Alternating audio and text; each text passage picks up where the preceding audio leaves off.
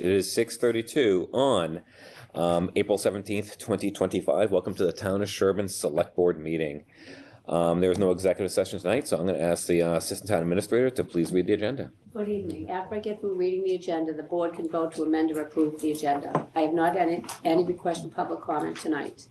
Items can be taken out of order and topics not anticipated 44 hours in advance may be added. Item number 1 is the review of comments to Mass Housing, the proposed 40B Washington Street homes. Item 2 is consideration of appointments, Energy and Sustainability Committee, Michael Lesser for a term to expire June 15, 2028. Zoning Board of Appeals, Jonathan Hammond, Associate Member for a term to expire June 15, 2028. Item number 7 is the continuation of a scheduled Comcast hearing from the Select Board meetings of January 9th, 23rd, February 6th, and March 20th for the cable license hearing regarding the renewal of the cable television license for Comcast Cable Communications Management, LLC. Item number 4 is a consideration request from the Friends of the Sherborn Library for the 53rd Annual Arts and Crafts Fair and Promoters License. Item 5 is the Farm Pond Reservation General Updates and Discussion regarding the berm, walkway and access, the boat ramp, summer prep, and staffing. Item number 6 is consideration of signing the 2025 annual town election warrant. Item number 7 is consideration of setting the town meeting quorum for the April 2025 annual town meeting. Item number 8 is review of the 2025 annual town meeting warrant as the placeholder in case there was a discussion. Item number 9 is the consideration of the registrar appointment, and that is Nancy Hess, returned to expire April 1st, 2028. Then there is the consideration of Board of Assessors appointments. There are 2 vacancies on that board. We have John Rea, Alexander Ritchie, John Neese, Kevin Rudin, Joanne Dillon, and Karen Bortolini. Item number 11 is the consent agenda, which is the TA payroll, the request to hold the Dover-Sherborn Youth Baseball and Softball Parade on May 3rd, and the dates of March 6th, March 22nd, 24th, April 2nd, and April 8th. Oh, very good. Wait. Oh, is this double sided? Chill out, geez, chill out. yeah. Is Select Board report, and we're going to discuss having a Select Board representative to speak at the Dover-Sherborn High School graduation, which is June 5th, 2025, and town administrator updates. Thanks very much. All right. Any amendments or motions relative to the agenda? Okay, do I have a second? Do we need to make a amendment saying that we're not doing the Comcast hearing? He's going to open it. Yeah, you address it when you get there. Okay, all right. Yeah, I second the approval of the agenda. All right, all in favor? Aye. Any opposed? So it is. Okay, so moving on right now to review of comments to Mass Housing proposed 40B, Washington Street homes. You have those in the background materials. Any discussion or questions or relative to the submitted letters? So I have a comment. First, I want to commend Marion for an excellent job. This, I think, covers everything that should be covered. It picks up the comments of the other boards. It has some insightful points, and yet has the right balance, I think, between our support and commitment for diversity and affordable housing, together with the realities of the situation here in Sherborn. So I have not only do I not have any changes to it, I'm ready to move that we send it. All right. Anyone else? Well, I had a couple comments. Do you want to go through them? I just am wondering about the Board of Health section, Marion. You know, it says the Board of Health has raised concerns, but it doesn't really provide any summary of the concerns that are specific. It talks about just the nature of that property. One question I had is, because they're the 2 units, are they going to be on a common system? Yeah, because I'm wondering if we need to put something in there that's more specific to the site itself. Because the other comments are, you know, talks about mounted septic systems being substandard and it's close to the wetlands, but it doesn't say things concretely. And it may be I didn't read the Board of Health's letter yet. It may be there, but I felt like 1 or 2 things that support the concerns like specific concerns about the site as opposed to general ones. Right, it was in the Board of Health letter. Yeah, So I was trying to summarize without putting in a lot of, but I don't think you need a lot more depth. This explains the conditions on the site, but it doesn't say anything specific to this project, is the way I read it. It talks about, Sherborn's concerns and shallow soils overall. right, no, you're absolutely right. I just felt like maybe there could be one or two points in there that are Yeah, I could. more specific to this particular project. Yeah, I wish I had the Board of Health letter. I think it's in our packet. It's in our packet, is it not? Yeah, it might be the second one. We don't have to do it tonight. I mean, I can work with you if you want, because we were sending it in next Tuesday, right? Or what? Well, we want to send it before Tuesday. Yeah. hopefully. But you and I can, after the meeting, look at it. The Board of Health comments were about the site in general. Maybe they didn't, see, I didn't read the Board of Health detailed letter, so maybe they Right. didn't have. I mean, I think she drew from the Board of Health's, like, the conclusion of Yeah. their letter. I Yes. think she drew the points out of that conclusion and put them here in the summary. Most of what was in Well, the but I letter think we need were something- indeed the general points. Let's just look at it after the meeting and decide if well, there's any Take a specific look at the things. Board of Health letter and see if you see some points that would Okay. work. I'll do that. Because I didn't see any. Yeah, but we probably need them, I think. When do we need to submit this They letter? have to be there by the 22nd. That's Yeah. Tuesday. Yeah, yeah. Tuesday. So we'll be all Send right. it Monday. Yeah, Well, Monday's Monday's a a holiday, holiday. so no. Oh, Yeah. right. So So we should send it tomorrow. Tomorrow. yeah, that's fine. We can do that. Okay. So Sure. There may be nothing in there, but we're gonna have to vote approval of a letter tonight, yeah. subject to, So you want to Yeah. make that motion? I'm certainly satisfied, subject to whatever edits that, Yeah. You want me to make the Jeff motion? and or Marion you wanna agreed do it? to. well, there may be other people with comments. I have no comment. I like it. Maybe you could I mean- approve it. Because I'm assuming the changes you make are just going to be points drawn out of the Board of Yeah. Health's letter. Correct. So it's correct. not like you're Hope- adding something Hopefully, new. hopefully that's true if there's something in there. I have. There is, there's like mounted systems and stuff like that, but I'm even fine with the letter as it is, just because we attach the Board of Health letter, they can look at it, but I'm frankly, it's not a battle I'm gonna pick, so I don't care one or the other. Okay. So, can I make the motion then that we Please do. approve the letter that's before us tonight with the edits proposed? Period. With edit says, resolved with being mailed off tomorrow. Yeah, I'll second that. Okay. Marion has a couple of, on the CC part, Bob Oh, that's right. Murchison. Is there anybody else that you want copied on this letter besides Bob? For example, someone else said mass housing should be, Well, Mike was part of Mass Housing. it's addressed to mass housing, yeah. And I've CC'd to Mr. Murchison. Right. Have we, in the past, have we CC'd anybody other than the developer and the I don't think. housing? The only entity I could think of is maybe the ZBA. CBA, Why don't we send that to them automatically? Yeah, I figured you would Yeah. anyway. Here it shows officially that we sent it to them. Copy them on this letter, Okay. since we didn't even ask for their comments, because it hasn't been given to them yet. Yeah, All right. In the past, we've kind of the ZBA's kind of backed off. yeah, yeah. So, Till they later. actually have backed off for a reason.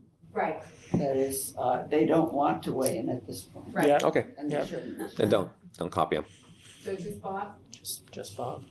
Well, you might want to send it to the people who provided comments, like the Board of Health and the, Oh, that we will the do. planning Yeah. board, so that they know what happened to the comments they submitted. They weren't ignored, they were actually used. And it will be on the website as well for anyone in the public to read, but it's just a matter of how many names you want under the CC at the bottom. Yeah, yeah. So, And I will send it to all the committees that, so. Yeah, that's fine. Okay. We need to vote, so we have a motion and a second. All in favor on the motion and a second, please say aye. Aye. All opposed? So we Okay, so moving on here, we have appointments for Michael Lesser for the Energy and Sustainability Committee, term to expire June 15, 2028. And Jonathan Hammett as an associate member of the ZBA, term to expire June 15th, 2028. Move approval. Second. All in favor? All right. Okay. All opposed? No. All right, so I can't do the hearing quite yet. Is Jonathan here? We know Michael, but I didn't know if he wanted to speak, or he may not be here, or may not be online. Sometimes we let them speak. No, I don't believe he's present, Okay, that's fine. Sometimes they introduce themselves if they're new or whatever. but it is definitely recommended by the ZBA. Okay. Okay, good. Well, it's not quite 7 o'clock, so I can't even defer the hearing. That's not going to happen yet. So let's just move on to number 4. Consideration request from Friends of the Sherborn Library for the 53rd Annual Arts and Crafts Fair and Promoters License. Move I believe approval. we're here. Megan's here and Jacqueline's here, co-chairs. And I second, Paul moved approval and I seconded it. I love the fair because it makes us shop for Mother's Day. And it guarantees rain every year. Yeah. It's a well-run event, and we've done this promoter's license every year, so there's no Yeah. reason. This could have been on the consent agenda even. Yeah. It really could have been, yeah. Yeah, would like to say, absolutely, I'd like to hear about it. Yes, go ahead. please. My name is Jacqueline Fogelman. I live on West Goulding.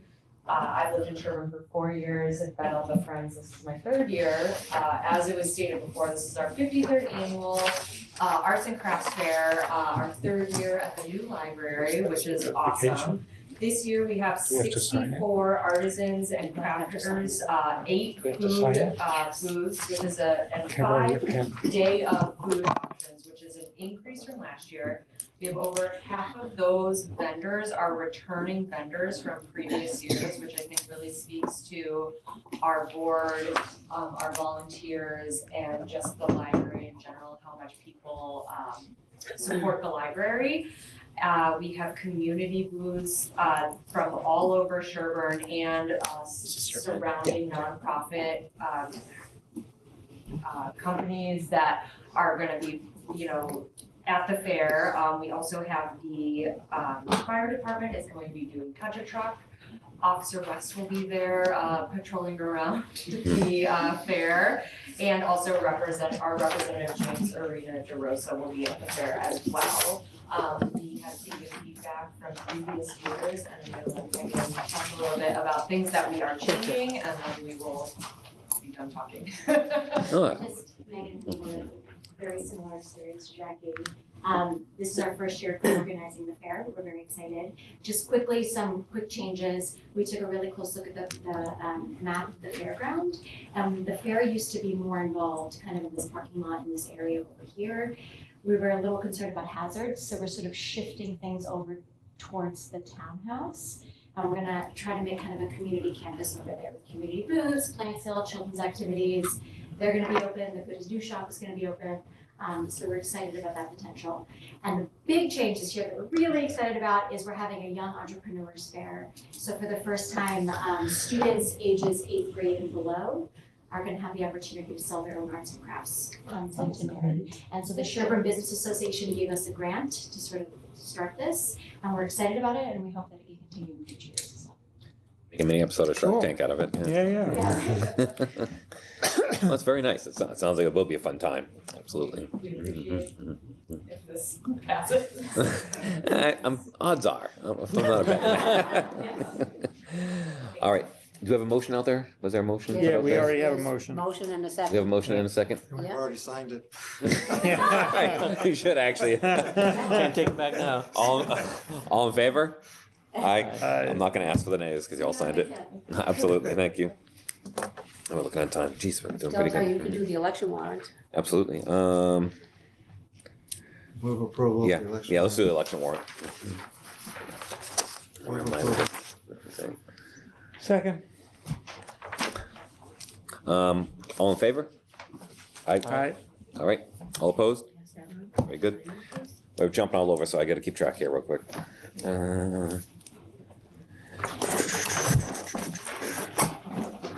Let's do the quorum. That's usually an easy one each year.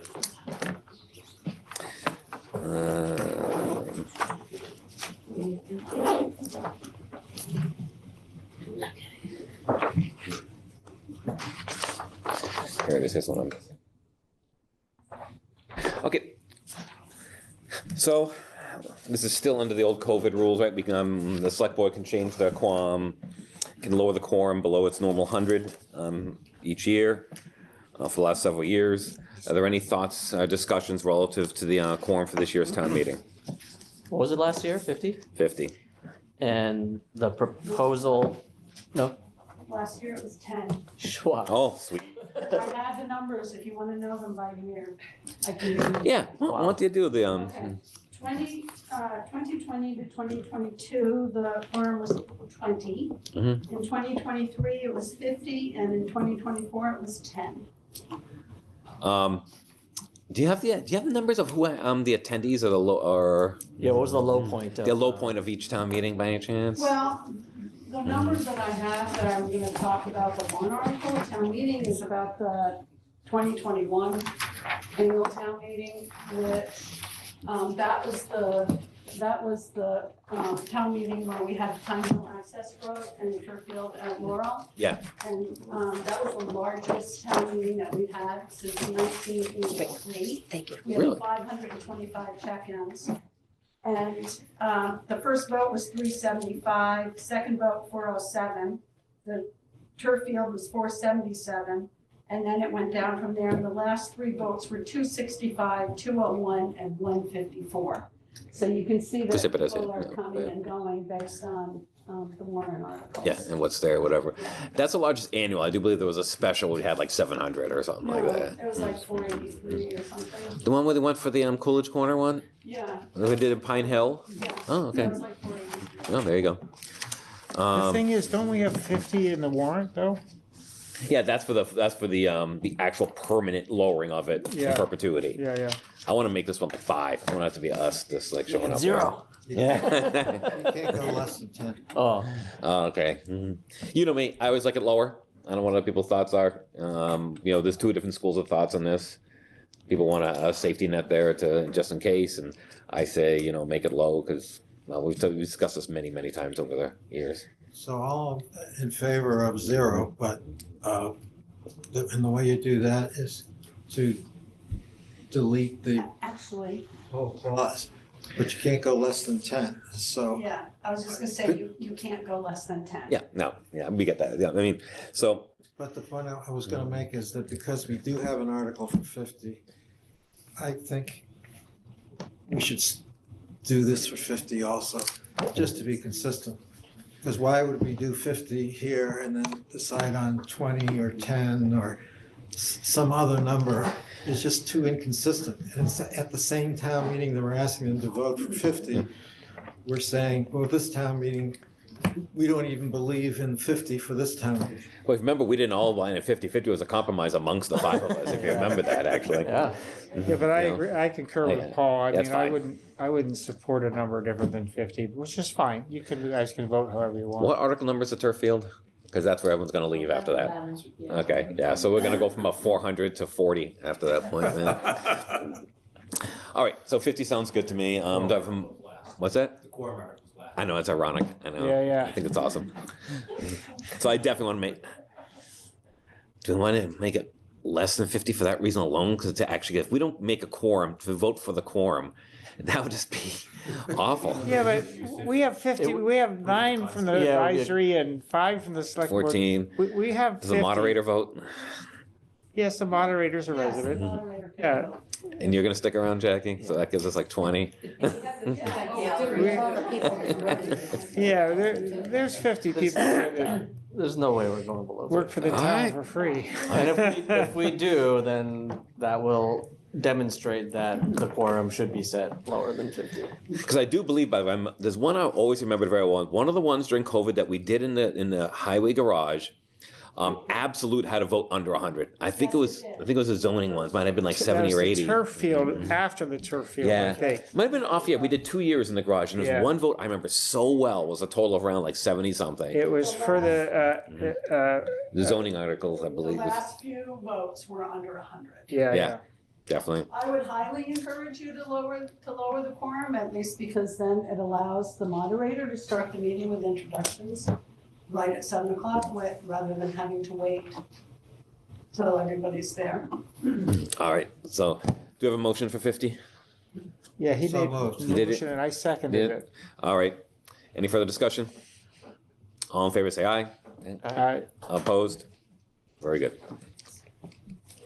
Okay, where are we Yeah, at 8 now? minutes. 6:52, so. Well, before you go on to the next subject, if it was true that we got to the last article and there wasn't a quorum, that doesn't affect our ability to set the quorum by statute at any number we want for the next town meeting. Yeah, The point of the last article is to make it permanent. Yeah, So for the next town meeting, if we didn't have a quorum to Yeah. make it permanent Yeah. at this town meeting, then we can set it at 10 yeah, for the next town meeting. yeah, that's a good point. you think these provisions, aren't these provisions just year by year, aren't they just continuing the This is code? 3 years. Oh, it's the 3 years, that's right, June that's right, 30, yes. 2027. Yeah, that's very good, okay, that's good to know. Mhm. Okay, what do we got? We got 7 minutes. Do you want to do the registrar appointment? Yeah, yeah. That's an easy one. Okay, any consideration of registrar appointment? We have a application of Nancy Hess for a term to expire April 1st, 2028. Move. Second, Nancy Hess. second. It's a reappointment. Yes, Yes. it's a reappointment. I apologize. I should have put reappointment on the agenda. And And Michael Goldstein has approved it. Letters went out to the boards. She is the only one that's up for reappointment this year. The rest of them are 2026 and 2027. All right. And did you make a motion, Paul? Yes. Yes. And did you second? it, Yeah. All right, all in favor, say aye. Aye. Any opposed? Good.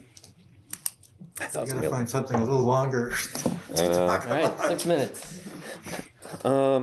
Review the warrant? Well, we could do select board reports quickly, because I was gonna nominate Steve for that. Oh, yeah, I've already got the speech written. Yeah, so on the select board report, one of the ones which I put on there was the approach is a long time ago, but it didn't Yeah. seem relevant to do it 4 or 5 months ahead of time. But this is kind of like one of the She last wrote to me meetings this before. week, actually, the high Oh, school. did you? did, Okay, yeah. And he notified us like in January, February or something like that, I think it was. Yeah, they want to be committed by the 1st of May, who it's gonna be. And last year, he was the speaker, but they had a rain delay, so I had to substitute for him last year. So I asked Diane, is there any, or does anyone know, I don't know, Diane was podcast, are there any like special, are they commemorating anyone? Is there any retiring, which maybe someone here is connected to? Do you know what I'm trying to say? Is there any? I didn't hear of anything. Yeah. I asked around, but I didn't. Yeah, not that I know of. Retirement. Because I know you want to talk when Kia was retiring, you know what I mean, I or did something that. along that. Yeah, I don't know yeah. if there's any teachers retiring that someone knows, or if there's anything else going on, Not that or I know any of. other commemoration or anything like. But the woman that wrote to me is the assistant to the principal of the high school. So since she wrote to you, Jeff, why can't I nominate you to do it? Well, because I've done it 2 of the last 3 years. Now you're practiced, you're experienced. I'm happy to do it, but Yeah, I think Steve Yeah. already has a speech yeah, I written. already have a speech written. Oh, so you want to do it? Yeah, but it's the same as last year, so it's I like, didn't use it it's though. Thursday, That's fine. and I can do it on Thursday, but if it rains and it's Friday, I'll do then I can't do it on Friday. I'll do 'cause I'll be in Friday. I'll Boston. do Friday if you It's can't the do rain it. delay. Yeah. They don't do it in the gym anymore? Because my graduation at I Dover Sherborn know, in but they- 1988 was in the gym because it was raining. My oldest son was at gym too, and the problem is you only get 2 guests if it's in the gym, because it's too tight. And so that means like if both parents come, none of the siblings can come, or grandparents or anything, Oh, is so that what happened? that's the reason they don't do it. Are we still on select board reports? Yeah, Yes, but we're still deciding about We're who's still gonna deciding, represent like I we did. don't know if we have to vote on this one. Do you want Not a the good motion one. that Steve does it, and if absence of Steve, then Jeff does it? That's a, I won't. Honestly, it's second one of those it things where I think we can just say Steve's gonna do Yeah. it. Yeah. All right, Because if we vote, does that mean like if they can't make it, no one can do it? You know what I mean? I'd rather be Yeah. like, all that's right, fine. it's If he Steve. doesn't make it, we're gonna cut his pay in half. Yeah, we already discussed that subject. I'll tell you that later. But let's just do that. If Okay. you can't Yeah. do Friday, I can't, if it gets rain delayed, I'll do it. Okay. No, it'll be damp. I I have a report. Yeah, please, Mary. Yeah, in response to Jeff's concern, here's what I put in the Board of Health summary. Okay, Okay, let's just get it over with. Wow. So efficient. That is multitasking. It's taken from their letter, cut and paste.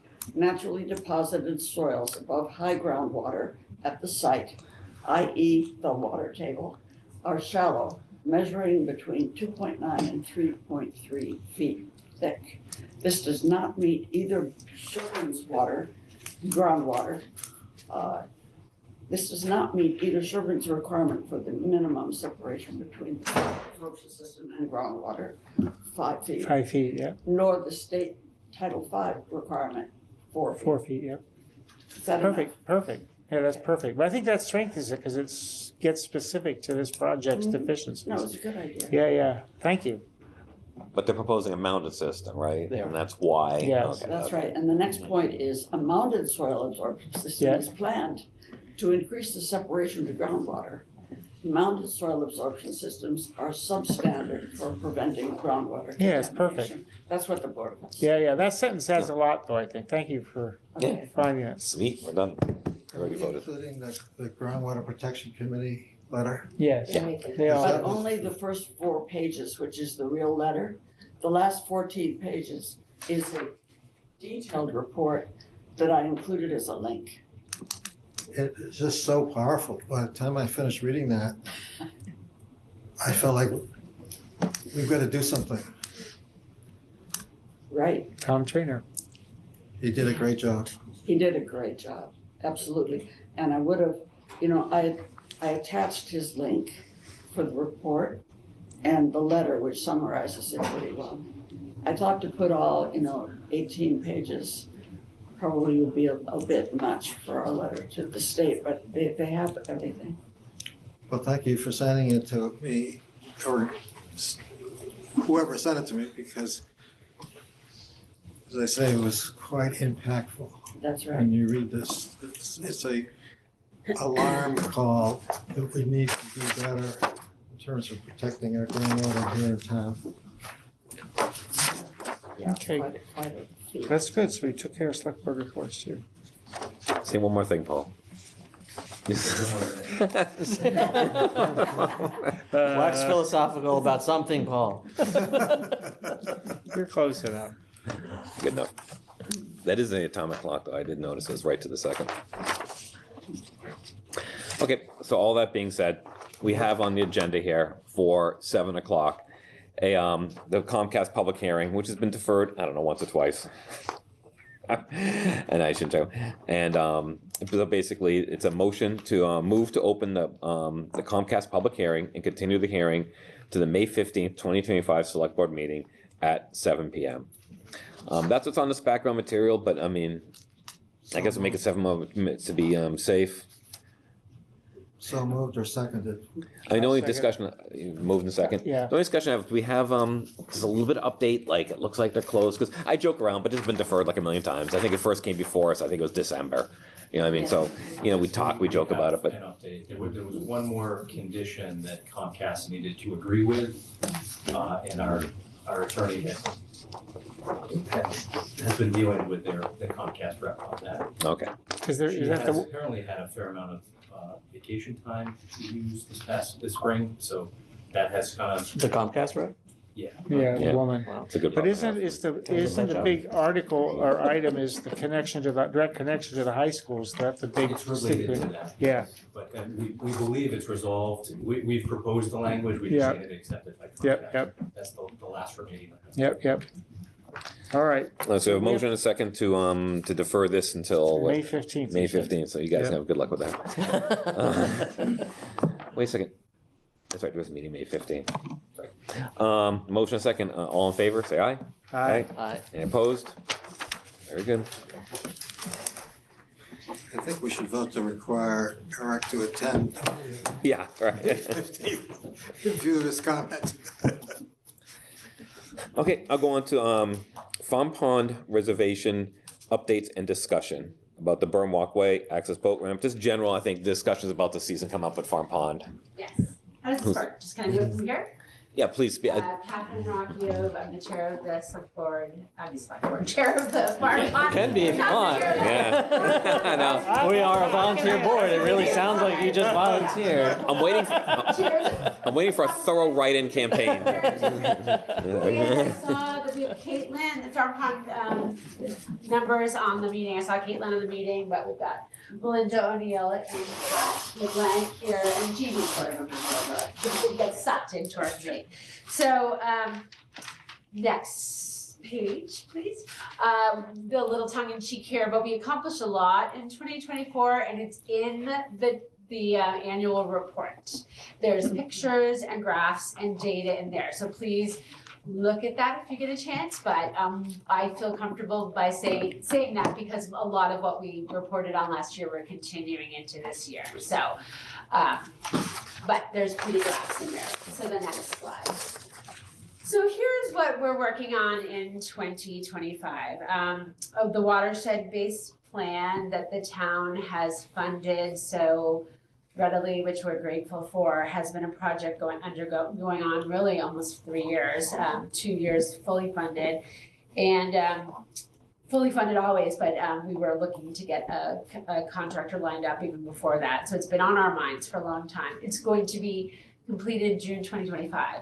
We have a Zoom meeting for the public by the consultant. She's done 2 of them in the past that have been well attended. They're recorded, they're amazing. And her third one's going to be, I hope, Wednesday, May 27th at 7 o'clock. 28th, Wednesday, May 28th. Did you see her latest? Oh, I didn't. Well, I think she might be really maybe she's not. Well, okay, so maybe it's not the 28th, but we're working on getting the final Zoom meeting. She's writing the final drafts. I mean, remember the goal of this project was to get a watershed-based plan and approved, EPA approved, state approved, ready to go for, we could use it for grant submissions, but also along the lines, a lot of recommendations for us, a lot of data, a lot of testing. Again, we will be making sure we understand it, consume it, read it, evaluate the plan in the next, really 2 months. But we will have this meeting, I guess maybe not the 28th, but so that's an important thing that we've been working on. We also have several citizen science projects which are reported upon in the annual report. Water depth monitoring, which there's a lovely picture. We all know we're in a terrible drought, and we were in a great after flooding almost last year. So the water goes up and it goes way down. Still, so we have a depth gauge that unfortunately is on its side right now. DPW has been so great supporting us. The ice pushed it up this winter, so we have to reseat it, but we have GPS location recorded, so we can get exactly where it was. But this is a project that's been going on for a year and a half. We take measurements, and it's there's a NASA satellite that's part of it that helps measure volume. But for us, we make sure we get measurements when the NASA satellite is going overhead. So we are part of this larger project. It's all a link that the public can go look at and look at the data, and we are making sure we cover that. Another citizen-based science project is we're part of the Worcester Cyanobacteria Collaborative. I think people have heard about that. There's 6 months worth of times, twice a month, where we can collect data, drive down to Worcester and get it analyzed at a very high expensive level, and they do that for us. We just have to make sure we sample the water, drive it there, and they do some measurements that kind of can predict for us if there's going to be a cyanobacteria bloom. Another continuation of a citizen science project is Weed Warriors that has been going on for, I don't know, maybe 10 years. And last year, we had our first very awful invasive water chestnut sitting there right in the middle of the swim area, and one of our new weed warriors caught it. And we got it yanked out, but we were a little taken aback. Water chestnuts are terrible, terrible, terrible. So that was not what we were expecting. And one of our weed warriors was swimming by the float and noticed it. So we're really going to get the word out there to everybody we can this year. We're maybe thinking of posting little things on the back of the guard chairs, like be on the lookout for this weed. It's very noticeable because it needs to be carefully handled when that happens. So, and then, our fourth, we've got fourth out of five, citizen science project is, we've had 2 years off of the people volunteering to go out and do testing of water because we were a consultant. So now we're restarting that. So we do SECI depth evaluation, testing of phosphorus at different levels with this contraption. We test dissolved oxygen. All of that's been done for us the past 2 years. So we now have to restart that project with volunteers. So we have to go out at least once a month, and if not, maybe twice a month to do this testing. We're expecting to get new recommendations for this testing from the watershed-based plan, and the consultants already hinted at a couple of things, so we have to absorb that. So we'll come up with new testing protocols. And then another thing that we started with doing with this watershed-based plan project was doing stormwater testing. So people, Caitlin's one of our stars in that, but going out and crawling in when it's pouring rain, gathering water that's running down at the reservation into the one that's coming out of the culvert on Farm Road, and then we send it off for testing. We have 6 testing sites at the pond to look for runoff. So we're all continuing those projects. That's a good question. Yes. So is there 6 outfalls that go into it, or is it 6 like kind of sheet flow? Locations. Okay, One, you call it a real outfall. We test there. I mean, this is how you do stormwater testing. You establish the exact place to do every single time. So one's the outfall, and then there's 2 spots of the boat ramp. We get both sides of the boat ramp, and then other spots across where roads across the sand. Just Oh yeah, kind of sheet flow over there. Yeah. Mhm. yeah, Cross surface flow. Yeah. exactly. Okay, just curious. There's one culvert. Yes. You may be coming Only to one this, so street. tell me if you are, Yeah. but the watershed-based plan sounds great, but how will that be used in terms of butters of the pond? Maybe you're coming to public relations and. Outreach was my next thing. Oh, Next okay. slide. Very amazing. Yes. So if we go to the next slide. Outreach. Well, abutter emails, as you see, is the second point on there. But of course, recommendations. We have a great abutter on the committee, Beth Jonas. She's somewhat new to town. She's been amazing. We have a steady flow of information from Farm Pond Advisory Committee to abutters. We're not trying to be a don't do this and don't do that, but more of this is what we learned. So sure, we will be telling them what we learned out of the watershed-based plan, or just really we want abutters to come to our meetings. Actually, the last meeting, we had a couple of people popping in and being engaged with us and, and with the pond as a steward of the pond. So education.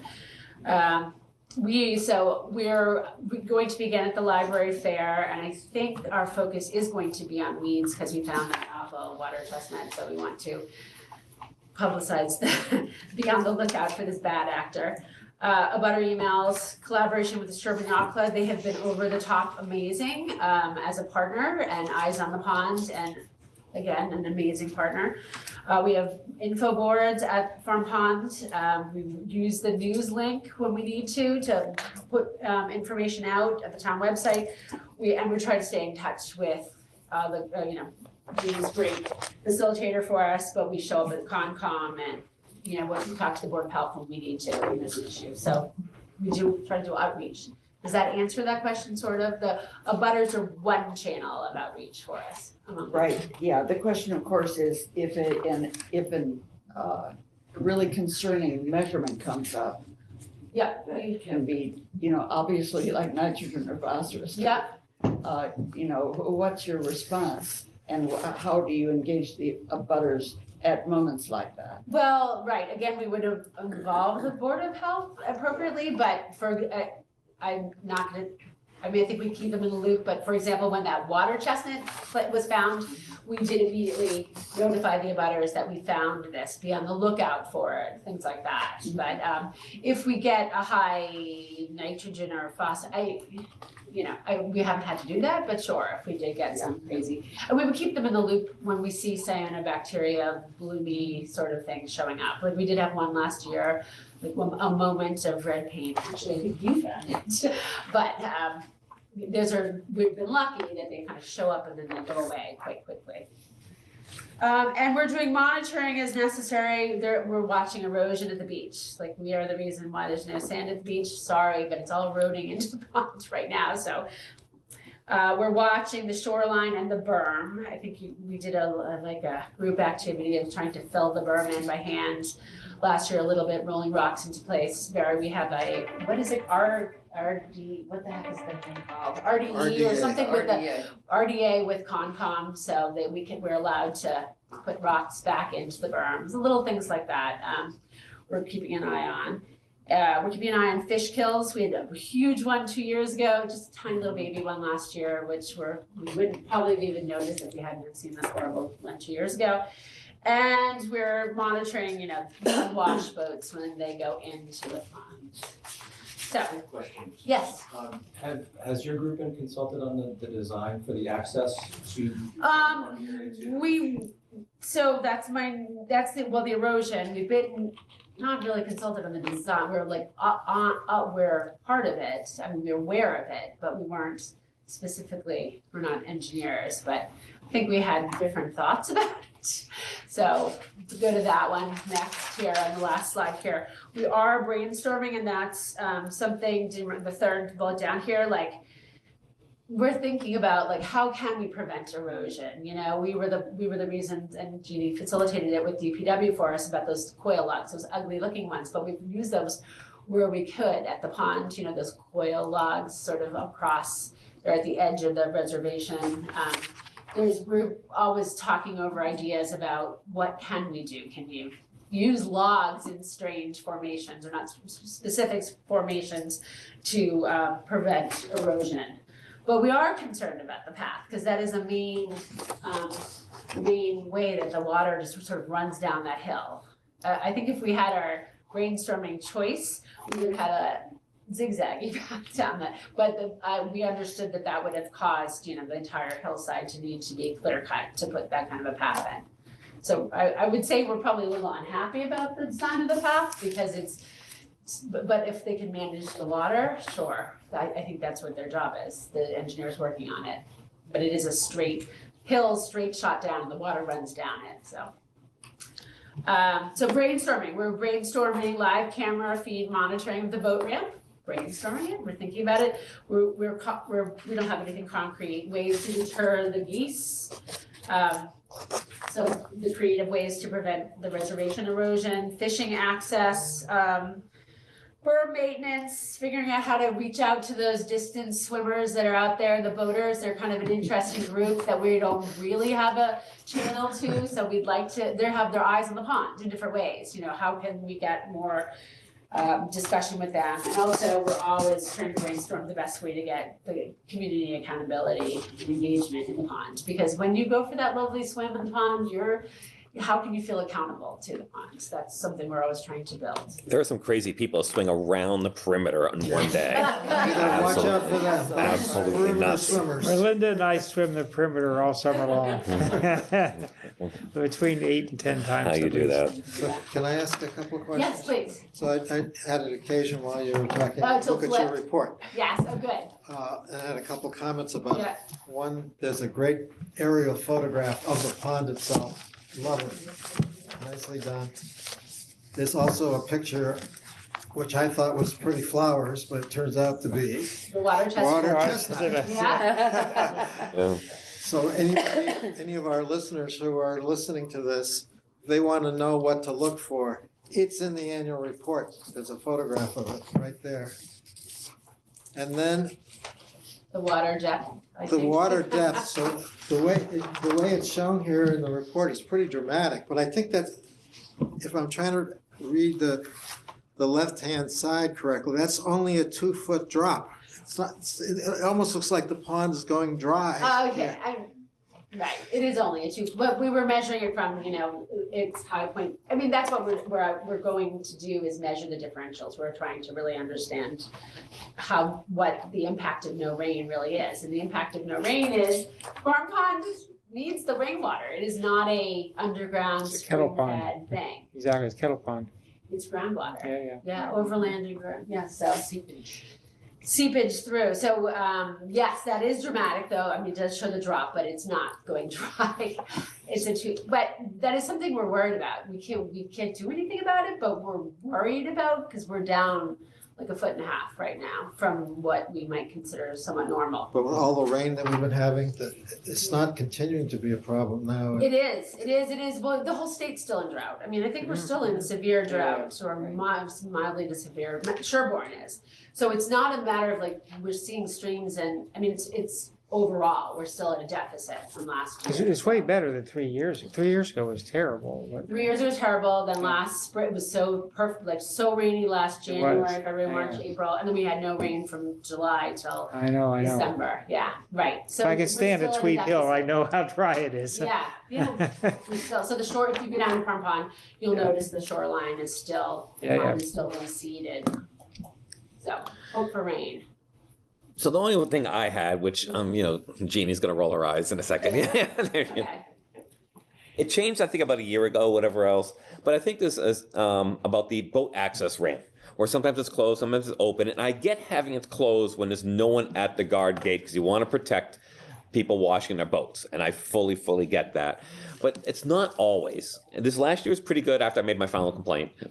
but I mean, one of the reasons, there's a few reasons for that. One, it is one of the more accessible points when people do legitimately bring their boats there. And two, it's actually, even with that new kind of overlook they put there, if people do have trouble walking, it is one of the easier ways to access. I'm not going to say it's ADA, it's not ADA compatible or accessible, whatever it is, to meet the qualifications, but it's more so than any other entrance we get there.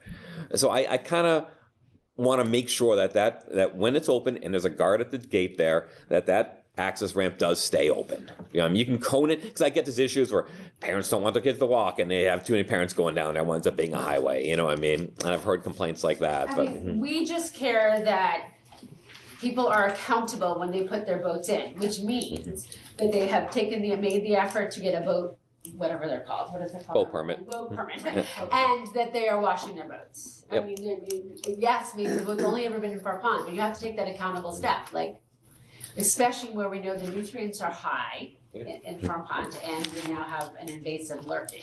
Could we put some sign though at the guard gate that say, because sometimes I go there and, I have my boat, I've washed it and everything, but the kid's like, oh, you got to carry it around the hump. He's like, you can't open the gate. And the kid tells me, I go, not always a kid. Yeah, it always is a kid.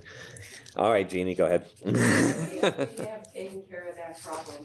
When there's somebody at the gate, we work with the yacht club. The instructors bring the kids up now to meet their parents. We tell the parents they cannot drive down there. And the gates are open most of the time. I like coning it. What? I like coning it. The cones you put down there, so sometimes when so you have a boat, you move the cones, you drive through, you put the cones back. But we don't allow anybody to park on those side spaces anymore. For whatever, it's just a safety issue more than anything. I guess the one thing I'm asking. That gate going down to the boat ramp, if somebody is at that gate, checking stickers, boat permits, everything, that will be open. I'm just asking if there can be a sign on the inside, because not all the kids know that. Do you know what I'm trying to say? Sure they do. If there can be something inside the little gate shack or whatever else. No, we will make sure that they know that. And Jeannie, you started the staffing on Yeah, how the yeah. rangers are currently We have, the staffing. rangers are there now, 6 to 9 in the morning. We have pretty good staff coming back. Susan is under, waterfront director again. Steve Payne, reservation manager, so we've already gotten the power washer back. Everything's kind of like coming together. Okay. And I think, we should probably take the opportunity to, in a public forum, is that the huge push behind washing, like anything that goes into that pond, is because there's all kinds of things that can attach that you don't know. So I went for a quick little, something with my kayak in the Charles River, and look, it looks clean, and I'm sure it's fine because, nothing's on it, I don't see anything. And then I, bring it into the pond and I haven't washed it, and what I don't know is there is something on there. And now I've just brought it into the pond. And coupled with that is that the pond is kind of a closed system. You don't have, a river coming in and a river pulling all the water out again. And so the benefit of that is the water's been like very protected, very pristine water. But the other side of that is that if something gets in, it has a really good chance of rooting and hanging out and growing. So that's why we're really, really sort of uptight and on people about making sure that they clean anything. I mean, that includes like blow up paddle boards. I mean, everything really should get rinsed down. And Saturday's gonna be a beautiful warm day, Mhm. and I hope after 9 o'clock that there aren't everybody putting their boats over the fence, which they all do. Yeah. And so, we're brainstorming live surveillance, that's our brainstorm, but again, you're not supposed to put your boats over the fence and. We put a sign to wash it on the actual fence itself or something? I don't mean, We get told we're like sign crazy, we would put too many signs out there, no one reads our signs, but that says, do not put your boat over the fence. or, yeah, and wash your boat or whatever signs We are. have had that, and we had on pictures of people putting their boats right over there. And the problem is that we can't let the power washer be left on Yeah. because we could easily drain the well and the pond.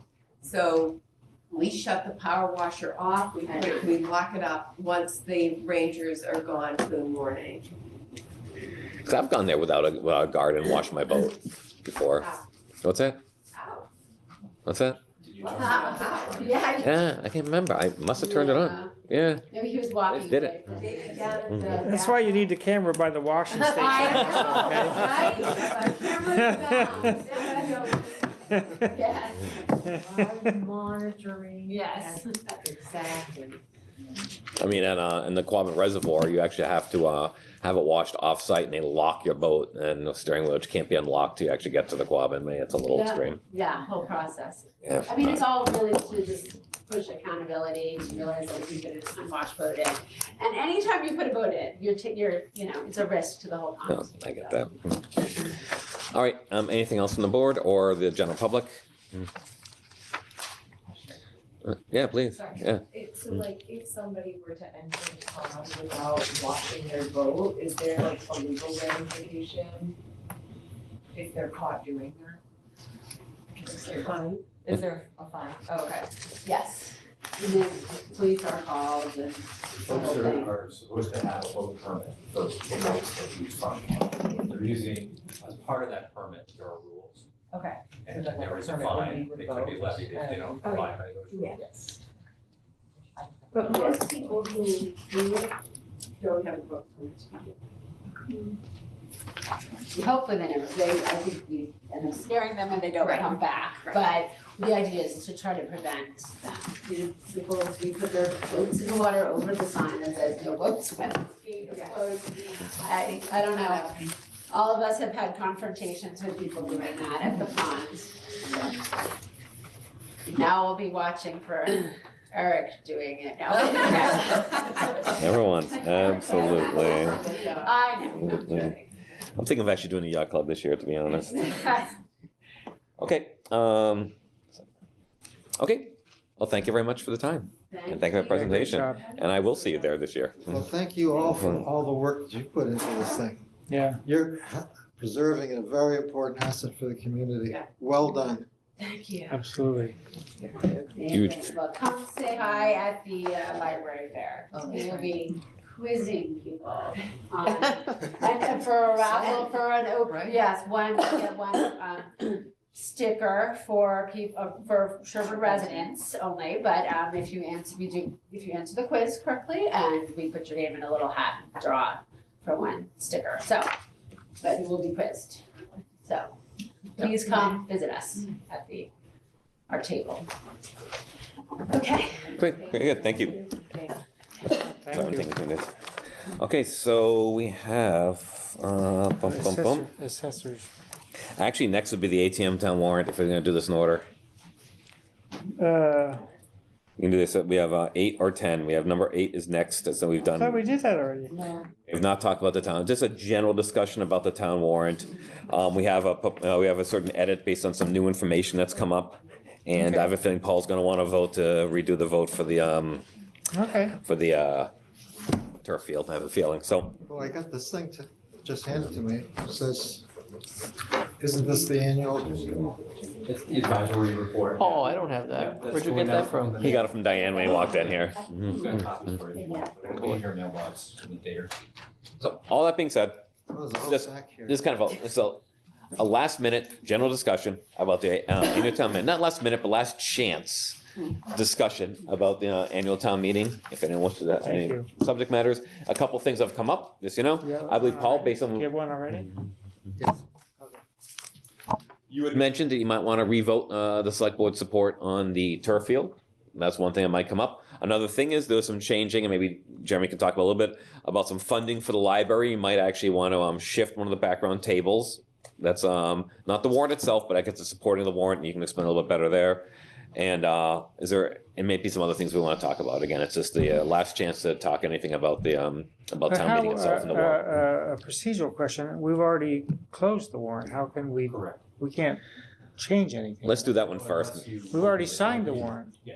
This is a placeholder for your discussion on your recommendations on the warrant. And it also happens to be an opportunity, there was a unexpected surprise that occurred recently with a very large donation to help support the History Center and Museum project. A private donor stepped forward anonymously and pledged $400,000 towards that. What? Yeah. Yeah. Um, And we have, With the but we put in condition, for earmarks too. We put a couple lot- conditions Yeah. to that, being that this does not supplant or alleviate the town appropriation of the $600,000. The donor felt that public-private partnership was very important and wanted to make this donation contingent on the town meeting approval. And they also felt that they understood the town's financial position and had a desire that the $100,000 that was to be reappropriated from the design towards the construction of the History Center, this donor would rather have, or would suggest that $100,000 be put towards some other need of the town, some other capital project. So it'd be reappropriated not towards the History Museum, but towards something else. And so that's indicated in the table that's in the warrant, but I believe the table is simply supporting material. It's not actually changing the warrant. That's correct. So you can look at the screens. So this is Article 9. So the actual warrant ends at the sentence, Proposition 2.5, or take any action relative thereto, dot, or period. That's the end of the warrant. The table of funding, proposed funding, is informational. And it was essentially advisory, asked for that to be included for information. But council's opinion is that table was not part of the warrant that you voted. It's informational. In the actual vote at town meeting, the motion at town meeting is what sets the numbers for the appropriations. So just to help explain what I mentioned as far as the reappropriation, did a red line for you of the table, the informational table, to show a proposal that instead of reappropriating the design funds towards the History Center construction, that they could be used to offset the cost of the ambulance. Bond counsel has been consulted, and this isn't okay, it's an appropriate reappropriation, and that would require a majority vote at town meeting. As a only majority, it's because it's already 2/3 bonded, so only needs a majority vote just to allocate it to So this has been provided to advisory, and I believe they've scheduled a meeting for next week to also discuss this proposal. Correct. and so, I mean, But it would have to go on, be an election though too, right? It'd have to be voted on by the voters? it already has been. Appropriation. So that is exempt. The $100,000 has been borrowed. It's exempt Yeah. borrowing, already Okay, voted on and All stuff right. like that. And to me, I like this idea. And I certainly support this. It seems to make sense. And it's such a win-win. I know some of the minority opinion or advisory had to do about that $100,000 going toward the library. yeah, And I think this kind of addresses that as well. Yeah, it does. Do you know what I mean? And, the ambulance is something we certainly need. And I believe the bond council bought into it. Bonding term's appropriate. And then we can also focus on that $600,000 is actually $1 million, because we're gonna get a gift of $400,000, provided that the town passes $600,000, so. because originally the budget was 1.3, we submitted 2 or 3 earmarks, one federal and 2 state earmarks too. Great. So- We don't know what we'll get. And the History Center folks are still committed to raise additional funding. Yeah, yeah. as well. Okay. Which they do need also. So all in favor of accepting the donation and applying it to that purpose, but the part that I don't agree with is fooling around with the warrants anymore. Yeah, I mean, there's no reason why this couldn't simply be explained at the town meeting, right? Correct. So council was specifically asked about this, Yeah. and they opined that that table is not officially part of the warrant. Or It could. may be, oh, sorry. you But know, that's, included in the advisory report, but the motion that is made at town But meeting the floor, advisory the report- numbers and the funding. The advisory report is set. That's not changing anymore. Correct. it's Is published. But Is the there actual any, warrant is different from the advisory. report. Right, right. But it would be bad, I think, to have multiple versions of the warrant floating around out there, because that would cause confusion and delay, I think. So mechanically, what's the best way to do this? We have this revision, we show this revision at town meeting, and someone proposed, I guess, could someone I help me make a out. suggestion? Yeah, Does this reallocation have to be made, announced at town meeting? Can we just let town meeting run its course Yes, it's up and to make the advisory. shift afterwards? It's, No, at town meeting would need to vote the appropriations. The reallocation itself Town meeting needs to or a be year voted. later. Okay. but advisory is gonna make the motion, not That's the Board of Selectmen. Yeah. And I assume that they know about it and somebody offering the town 400,000. I'm hoping you're gonna take the 400,000 and not turn it away. So I think we can count on advisory when he's done. do the right thing at town meeting. Yeah. And in terms of displaying what their motion means, that's really up to them to do. Well, let's hear from Dan. Yeah. You want to say something? So advisory just posted for a meeting a week from tonight to talk about this.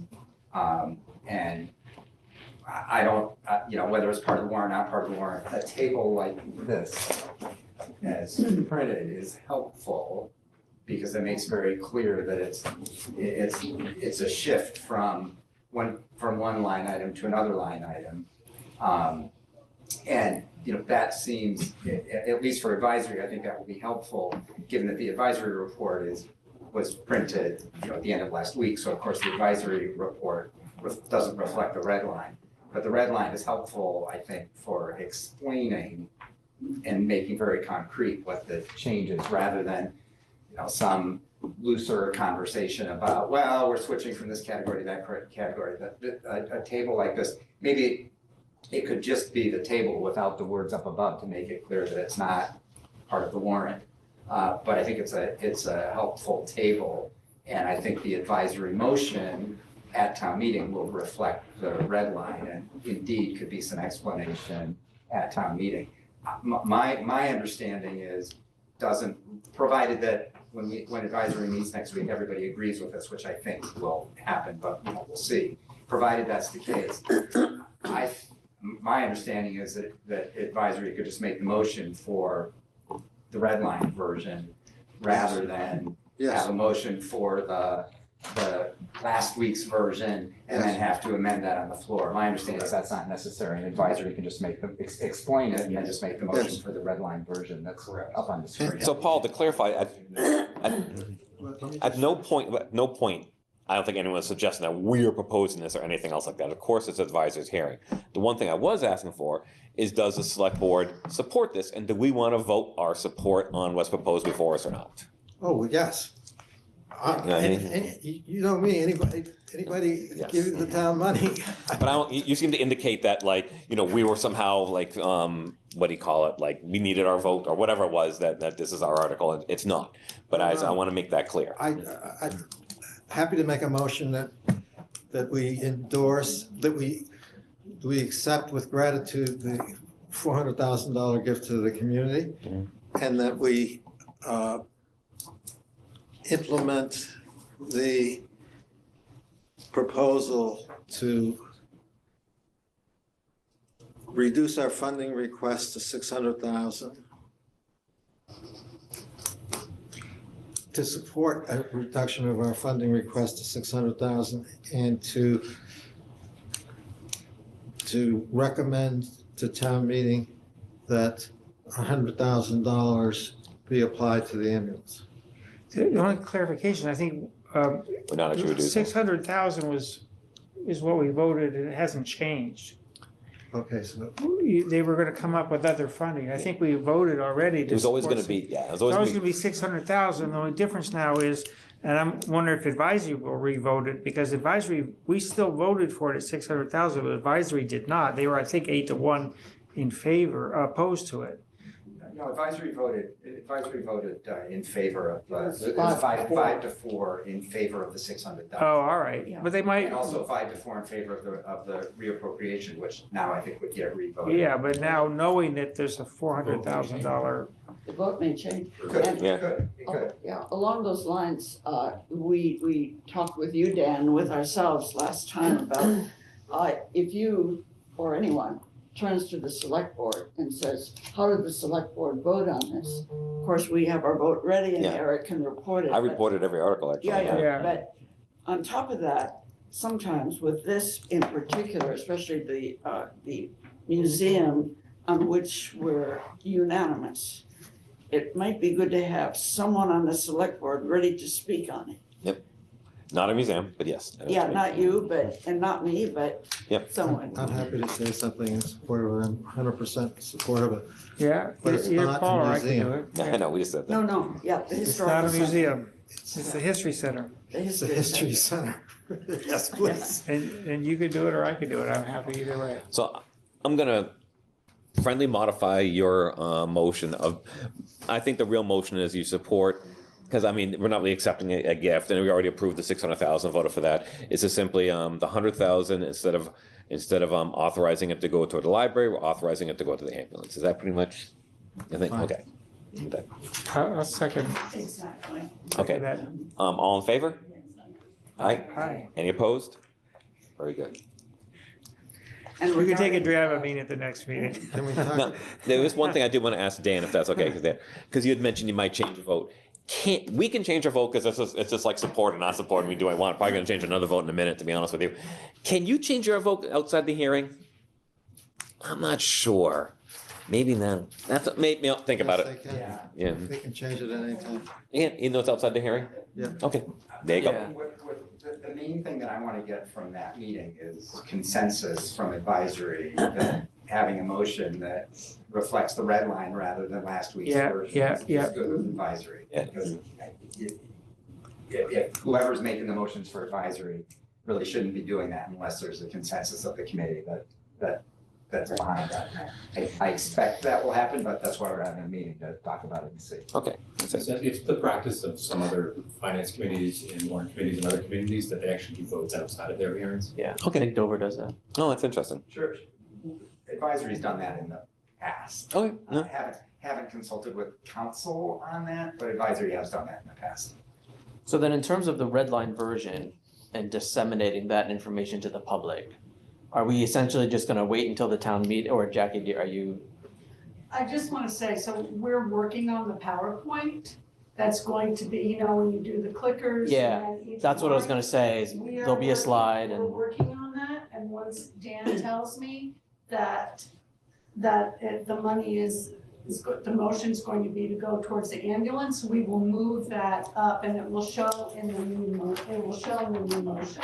So it'll be on the screen. great, And Jeremy or whoever is going to be explaining about the 400,000, the new motion will show at town meeting that it's gonna go towards the ambulance. great, that's perfect.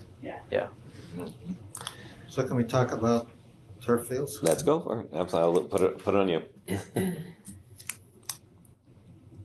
So right now advisory is supporting the turf fields. Correct. And you're gonna do a positive motion at town meeting. Correct. And the schools appear to be moving towards getting rid of the crumb rubber, towards this Brockville stuff. And I've read a lot of information, and I wanted to thank Marion for sending me all this stuff, and Dan for sending me to a video. much appreciate that. And I think there needs to be some recognition to the fact that a lot of the communities who are engaged with our community in athletics have turf fields. And that athletics is a very important part of young life. It teaches so much to those who are growing up. And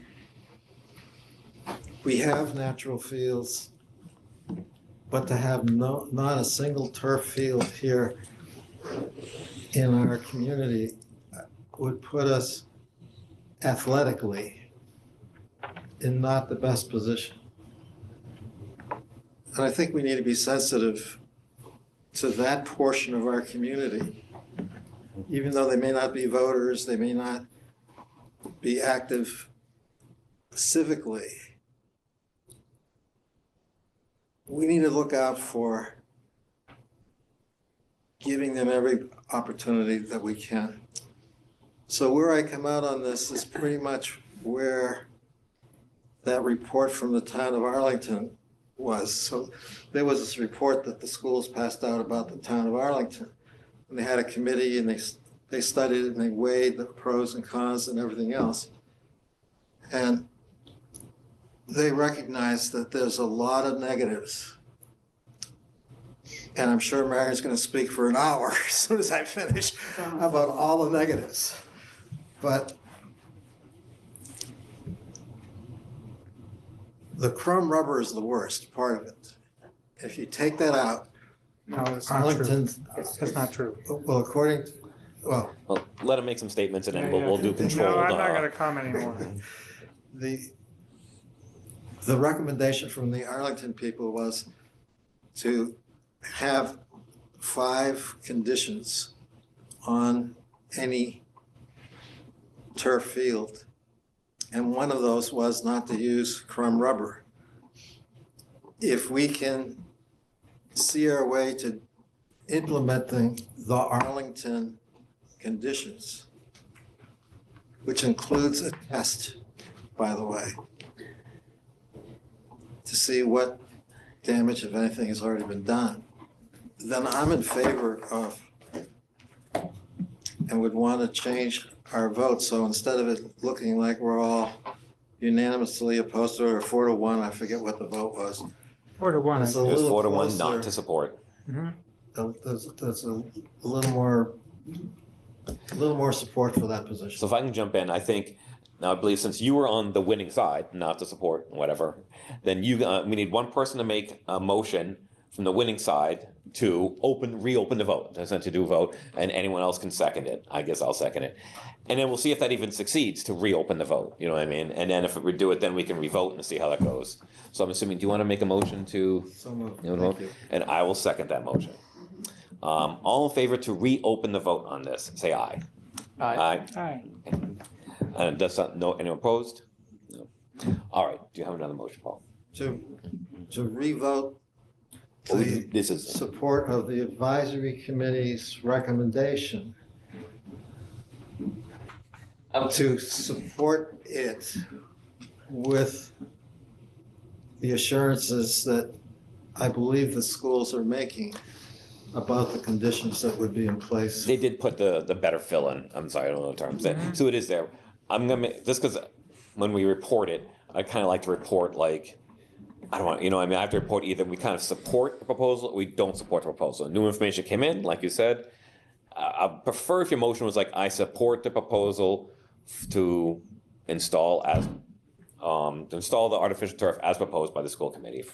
That's what I recommended, because they recommended the better fill, they recommended a few other changes and stuff like that. Okay, Because at town meeting, I don't know if I can put in all those qualifications. Okay. all right. Let's say that. I will second that. Okay, so all in favor to support the proposal as we saw. Let's see if there's any discussion. Oh, sorry. Yeah, right, open for discussion. Yeah, I think you've heard everything from me that Yeah. I already have said. I just take the long view. And I think in the long-term interest of the town, I understand that people are probably gonna want the turf field, and I appreciate your reasons, Paul, and yours, Eric. I totally get it. But I cannot vote for the turf field. No. So my vote is still no. I'll say something. We can just vote. I agree with Marion, so I don't need to say anything. I think, believe it or not, we had athletics before turf. I played Division I lacrosse, okay, so we actually had athletics in those days. And we had it until this field was installed in 2012, when my daughter was a junior at the high school. Prior to that, we didn't have, and we still competed with other towns. I played on the grass field. I'm still voting for it. Yeah. My view is that I totally appreciate where we're at now They've and made how people will progress, feel about this, but But I agree. 2012 till now, that's only 12 years. Yeah. We still have centuries more to live healthily on this earth. And so, Plus, the cost of a turf field, remember, is about twice or a little more than twice the cost of a national or grass even field, just give decades. including operations on long term. Yeah. So it's not I fiscally expect that. conservative either. Turf, like a lot of other things, artificial turf is, maybe 50 years from now is gonna be considered like, what? You have artificial turf? It's like the asbestos of the 70s, yeah. Exactly. So I get that metaphor. I'm not, Be lead paint or I don't know if I whatever. fully buy in on it, but I get the Yeah, metaphor. I do. Remember my analogy with the asbestos? Oh, did you say? Oh, yeah. That probably was in my head. That's probably in my head. Yeah. I use lead in paint, and, No, it's a good idea. Absolutely. Yeah. DDT was one of the best pesticides we've ever had. Yeah. All right, so I'm gonna collect the vote now. All in favor of the motion, say aye. Aye. All opposed? Nay. There we go. so we're pretty much where we were. Yeah, it is, but I think So That's it all Paul right. feels more When I comfortable. was at town meeting, how did the select board vote? This one's a little cleaner. You're Do just you know? reporting. Yeah, so the last one was 4-1. I would have to say 4-1 opposed. I actually like saying I'll say actually, Jeremy, if you don't mind, I know I mentioned this before. I would like our actual votes before me, like my little note, a cheat pad before me, because I report the actual vote each time. And I think we have like 2 or 3 split votes this time. I think we do, so. Yeah. I'll wing it when I get there. But Was this the one where we decided if somebody from the audience asked select board for their explanation, that I was gonna explain it? Yeah. Okay. I mean, you're I the think- majority. I just had to make sure that I had to prepare something. All in favor? I'm willing, I just need to, Oh, perfect. The I majority. just, Just remember, it's a town meeting, not a graduation. so- Yeah. You gotta do both. yeah. He's gotta do both. And by the way, you'll be giving the graduation speech on a 13-year-old turf field. Oh. And if they ask why did 2 people vote for it, then, One night. And you only have 5 minutes to talk, so. Yeah, Absolutely. well, I think my graduation speech is only supposed to be 5 minutes too, so. Mine was the one time I did was 1 page. All right, so with that, anything else now about the annual town meeting, or about the warrant, about anything else that we have a concern? I think we've hit this pretty good. Okay, very good. Okay, so moving on now, I believe to our last substantive agenda item is the consideration of the board assessor appointments. What about the consent agenda? I'm gonna hit that last. I always like to hit that last. I think it's the meat of it, and I think we have people here for it. Do you know what I mean? That I want to delay. It's our last substantive. I don't consider consent agenda the substantive or whatever. And it might be another select board report.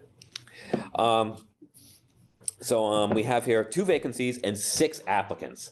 I wish we got this for all of our vacancies. I truly do. So how do we want to do this? Do you want to give a little overview? I'll read off the names. I don't know if you want to say anything, Jeremy, and we'll see if anyone here is any of the people who I read off, if they want to say something, and then we'll just have our discussion. How does that sound?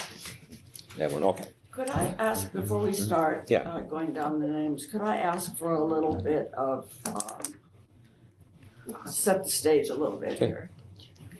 We have an assessor Yes. in the town, recently hired. I think he's doing very well. So the Board of Assessors is not an assessor position, it's supportive of the assessor, right? Well, essentially, they're like, Well, Around where yeah. the Board of Assessors has statutory duties. Yeah. Okay. Specifically for abatements and. Yeah. the like, where the assessor sort of supports their role. Okay, it's very analogous to like the Board of Health and the health agent. Right. That's Yeah. very analogous to that. Yeah. Mhm. So we have a three-member board of assessors. Yeah, It's the one board that get compensation per meeting. I believe it's Right. $150 per meeting of attendance. Big bucks. The Sherborn's bylaw does allow us to select board appointment, these three positions. Currently, there's one member of the board, there's two vacancies. So you're looking to fill two vacancies. If you don't mind, Jeremy, talk a little bit about the bylaw we passed there, about the Sherborn residencies and about the board itself, maybe. I mean, you folks may know the history and the genesis of it. However, that it is a Sherborn bylaw that does allow the select board to appoint members of the board of assessors that are not Sherborn residents. You are not forced to vote for non-residents, but you may appoint non-residents. I believe the way that it's worded are the resident applicants, there's like 4 standards that That's right. one of those 4 they should meet. Some are specific certifications. There is one that the state talks about, a financial background, law background, Yes. real estate background. Town council feels that there is a benefit to having residents and that you should consider residents maybe in a slightly different manner than non-resident applicants. So that you have that balance and that you have a well-staffed board of assessors that look out for the general interest. As a bylaw dictate, there must be one resident. I know we have one anyway, but. My understanding, It's a little it's soft. not exactly worded that way. Is there a My preference? understanding that was the intent to have at least one Sherborn resident. But it doesn't limit it to one resident either. And I think that the one, it's not binding also. I think if there were no qualified resident applicants, then we could appoint 3 non-residents. And one other question I have before we begin, there is one person already on the board of advisors, Gregory Shelton. Yep. Could you tell us a little more about him? To look for, some. Sure, he is a Sherborn resident. Mhm. He doesn't have a specific assessing background. He's relatively new to the board. I believe a year or less he's been on the board. He wishes to continue serving, he's in the midst of his term. He's coming up to speed. What kind of expertise does he have outside of his? I believe he came from a finance background. Okay. I've spoken to him on several occasions, in this, the interim situation that we're in. Right, I'm thinking He looks forward sometimes, to continuing to serve. because it's good sometimes to have, different lines of expertise together on a board. Right. Okay. Any other global statements before I kind of just get started with this, with the process here a little bit? So we have before the background applications and resumes and backgrounds on, and I apologize to anyone if I butcher your name. Joseph Rea, Sherborn resident. Alexander Ritchie, Sherborn resident. John Nias, non-resident. Kevin Rudden, non-resident. Joanne Dillon, non-resident. And Karen Bartolino, non-resident. And you can look in their resumes. See, they all have some combination of, legal, real estate background. Of the non-residents, 3 of them are assessors in other communities. One's an assistant assessor. I guess I'll ask, is anyone here, any of those? And you don't have to speak up if you don't want. I don't want to put people on the spot because you're allowed, it's a public meeting, you're allowed to sit quietly, but is anyone here wish to identify themselves? Joanne Dillon. How you doing? Well, sorry, say that again one time. Kevin Rudman. And who you You get? did wonderful with the names. And who you, Joanne Dillon. Joanne, okay. And also, And Joe Ryan. Okay, and I had seen earlier Alexander Ritchie and the Nias were on the Both Zoom, were on but Zoom, but I don't see them anymore. Yeah, Okay. not in the waiting room or here, but they were both on your Zoom at one point. We took too long. Mhm. Yeah, we took too long. For sure, but this is like a fast meeting. Yeah, so, do any of you, you're free to make a statement, but you don't have to, whatever else. I'll leave it up to you. Just raise your hand if you want to say something. Okay. Yeah, sure, please. My name is Joanne Dillon. I've been in the assessing municipal field at the town of Milford for 10 years. I started out as a clerk and I worked my way up and I went to school and I have my designation. I've gotten my designation I've gotten in the last 2.5 years. I'm an assistant to the assessor and I do, when she presents to her board in Milford, her and I have done all the background work to get to the board. Okay. So I would just be now on the other side. Okay, very good. Okay, I'll bring it back to us. Is there any discussion? Oh, I'm sorry, I didn't see your hand, but go, please, go ahead. Not a problem, just a little background. Yeah, my name's Joe Raya. I've been with Sherborn about 18 years now. Have 4 kids who have almost gone through the school system. We have 2 left, juniors at Sherborn. Prior to moving to Sherborn, lived in Ashland and I served on a comprehensive planning committee with Ashland for several years. Now that I'm not involved with my kids' life as much because they have very busy social lives, I have more free time, and so I'm looking to get involved more with the community. And so this opportunity came to my attention. As far as background, I've been an architect for over 30 years. I work on a variety of project types, from civic to higher education, to infrastructure projects, as well as theaters in the past as well. Very good. Third candidate. Oh, if, I didn't see the hand up. Okay, I don't want to force people to speak if they don't want. My name is Kevin Rudden. I'm the principal assessor in the neighboring town of Holliston. Prior to that, I was an assessor out in Franklin County.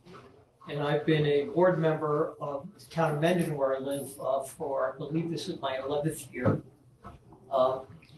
Assessing is actually not a lifetime career for me. I spent close to 30 years in high-tech marketing. Gave that up to take care of my elderly parents and realized that at the age I was at the time they passed, people weren't gonna hire a guy in his early 50s anymore. High-level job.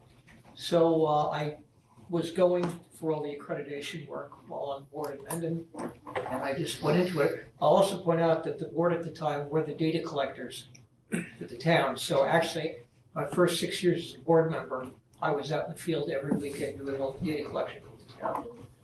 I applied because if you have a meeting in the daytime, depending on Route 16 traffic, I'm 5 to 10 minutes away. If you had a meeting at night, I'm more like 15 minutes away. And I just thought I could lend my expertise. I think you have an embarrassment of riches, and whoever you pick, whatever 2 people you pick, you're lucky. We don't have in the town I live in, we barely get people to, we run for the office there. Nobody wants it. So, and I would also just say, I support the fact that it's a good idea to have a Sherborn resident on board. In Holliston, where I work, all the board members are local. And from the time I began working in Holliston 5 years ago, they said they represent the taxpayers because you live out of town. So that's my own personal feeling. But as I say, you have an embarrassment of riches today.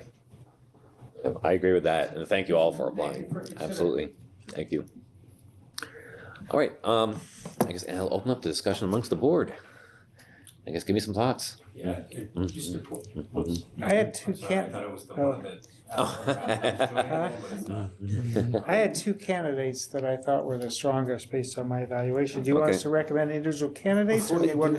that, are any of the other candidates online? No, we just thought He that. was just checking. Both were on earlier, but they're not currently on. But their resumes are in your packet. Yes, I read that. And maybe if any of us have any questions to ask any of the candidates, does anybody have any questions?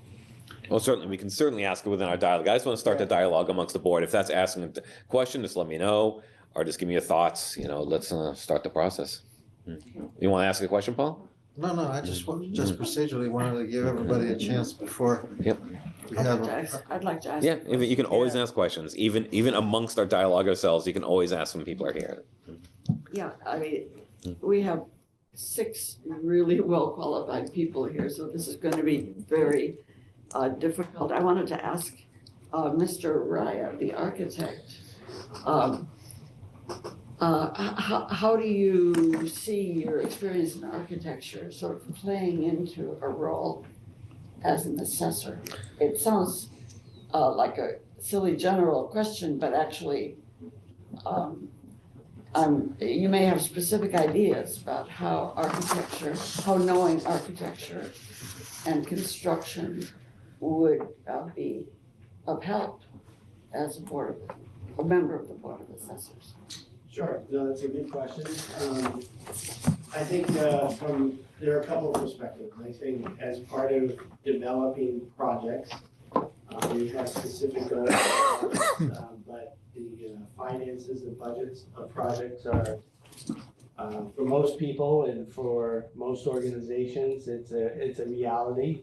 So you have to develop a project where you're judicious with the goals of the project as well as the value and the funds that drive it. So as part of my role as an architect, reviewing estimates and understanding kind of the value of the project that is going to hopefully last for many years is a kind of a integral part of the process. So that's one component to it. I think the other value is, in looking at, whether it's residential structures or commercial structures, if they're built to last, that usually involves improvements over a period of time. And,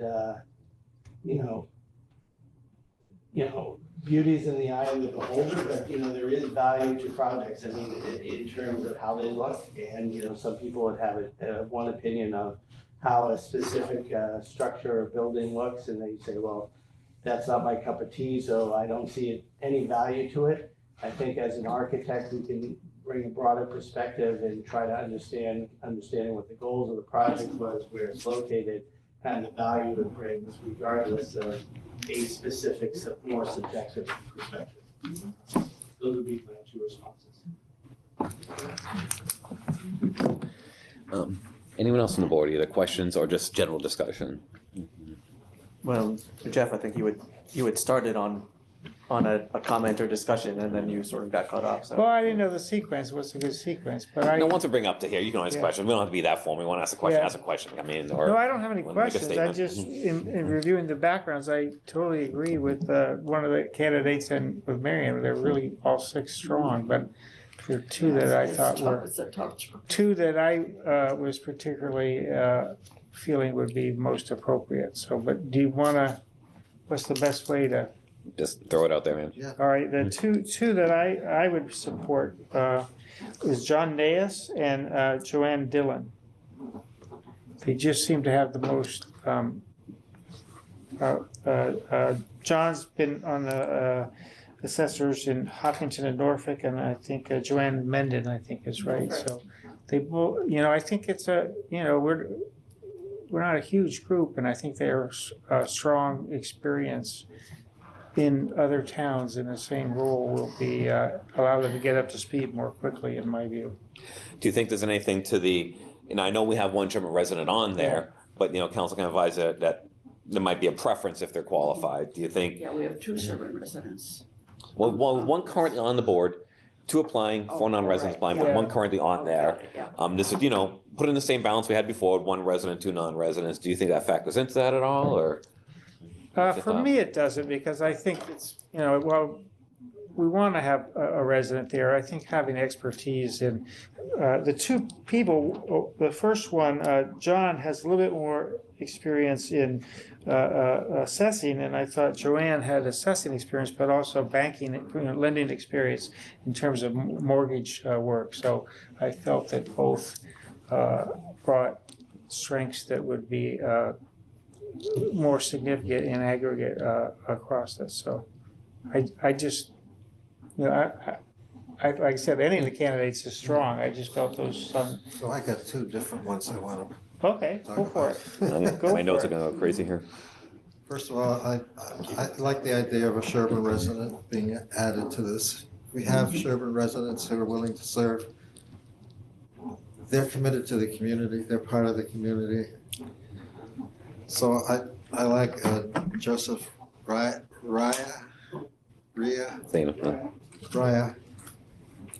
so I'd like to put his name into the pot, and I like Kevin Rudin. I was refreshed by, thought some of his comments were very refreshing, and I like his experience. So I think he would, even though he's not a Sherborn resident, he looks like he's got a ton of experience. Those are the two that I would lean towards, but the two that you mentioned, I like those two too. So it's, Yeah, they're all good.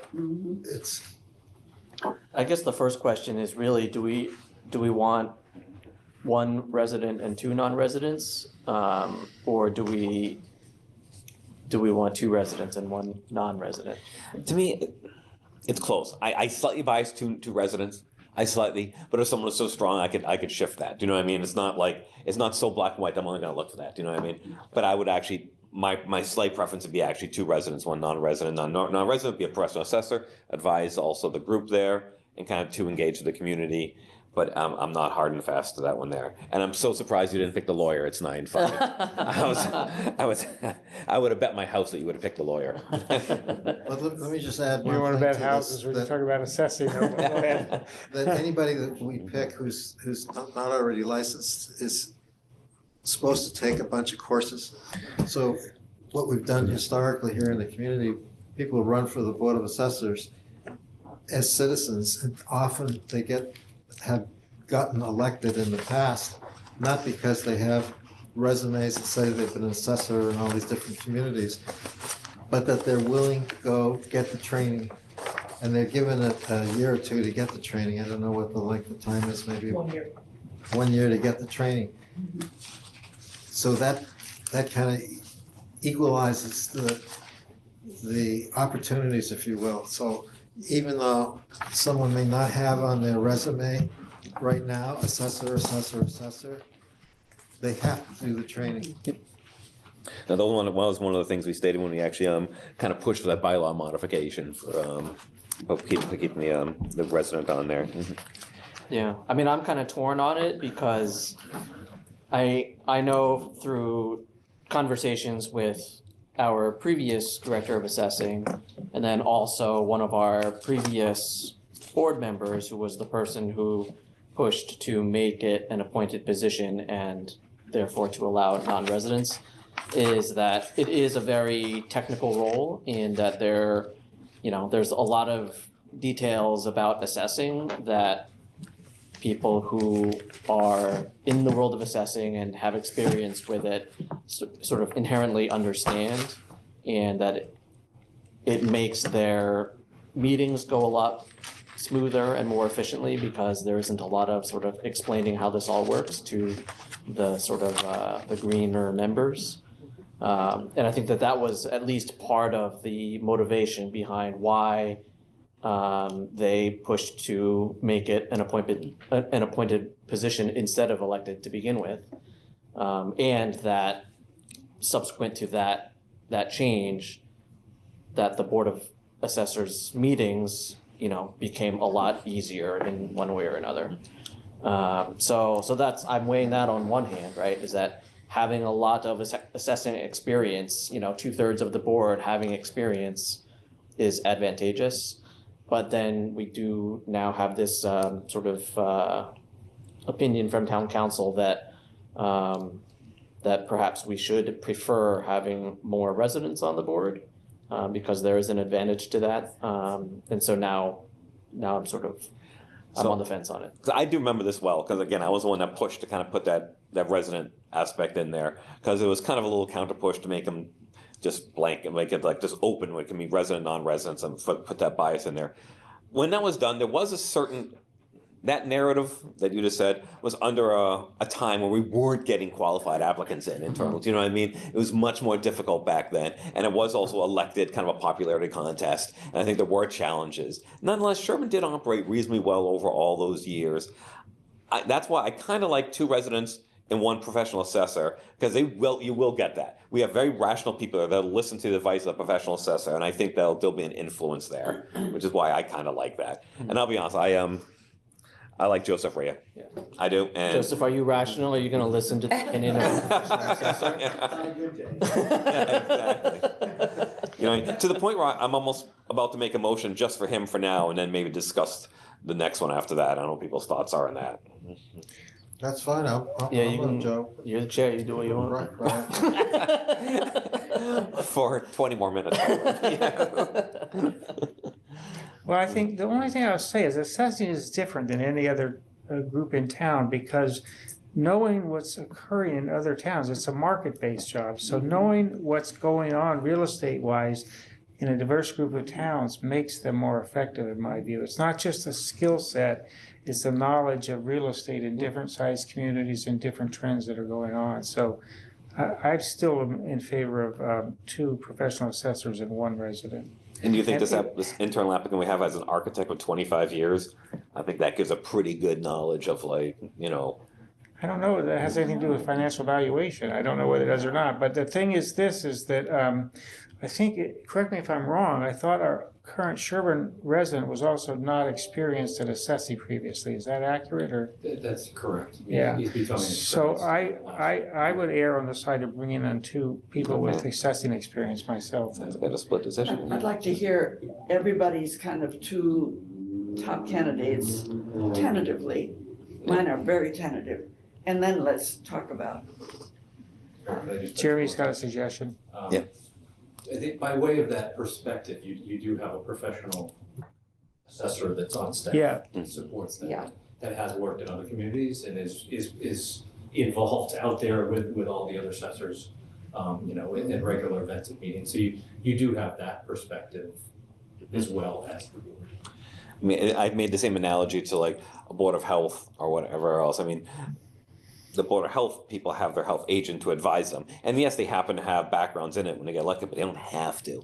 And there's no requirement to actually go hire board of health agents in other towns to come into the board of health. You know what I'm trying to say? But It's a little different there because we're one of the few towns that only has septic systems. In other words, you know, people in Millis or Natick aren't worried about septic systems as much. So I'm thinking like professional people versus, you know, people in town. I think the analogy works pretty well. I do.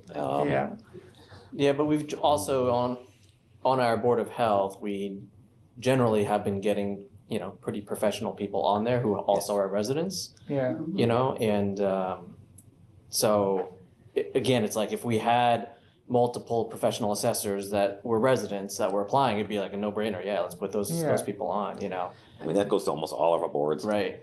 In 3 weeks, I'll once again be loaded full of like, I don't want to say. And I mean, Joseph, I'm assuming you don't have any professional experience with actually assessing, right? I mean, you have a lot of architectural, and then you were on the planning board in Ashland, right? But nothing that intersected with assessing. That's correct. Yeah. Well, who do you want, Steve? We heard from I don't know. That's not a fair answer. Hey, in case we continue, as soon as Dan like. You might actually benefit from hearing from the other Sherborn resident who was on, that's not on. Yeah, I'm sort of sad that the 2 that were on. Apparently from this resume has a real estate background, a law background, a finance background. That's a shame because this was always at the end of the agenda, so I thought we had it kind of early anyway, but it sounds like people bumped off. Well, I can give you my opinion. Yeah, if please. that's what you're asking. Even if it's not what you're asking. I like to see some diversity on the board. I'd like to, if we have residents who are interested enough to step forward and be on it. It's also good to have some real assessing experience on the board. There are 2 candidates that have a ton, well, one of them has just a ton of assessing experience. Sounds like his life is assessing. And then there's Mr. Rudd, who has 12 years of assessing experience, which I think is quite considerable.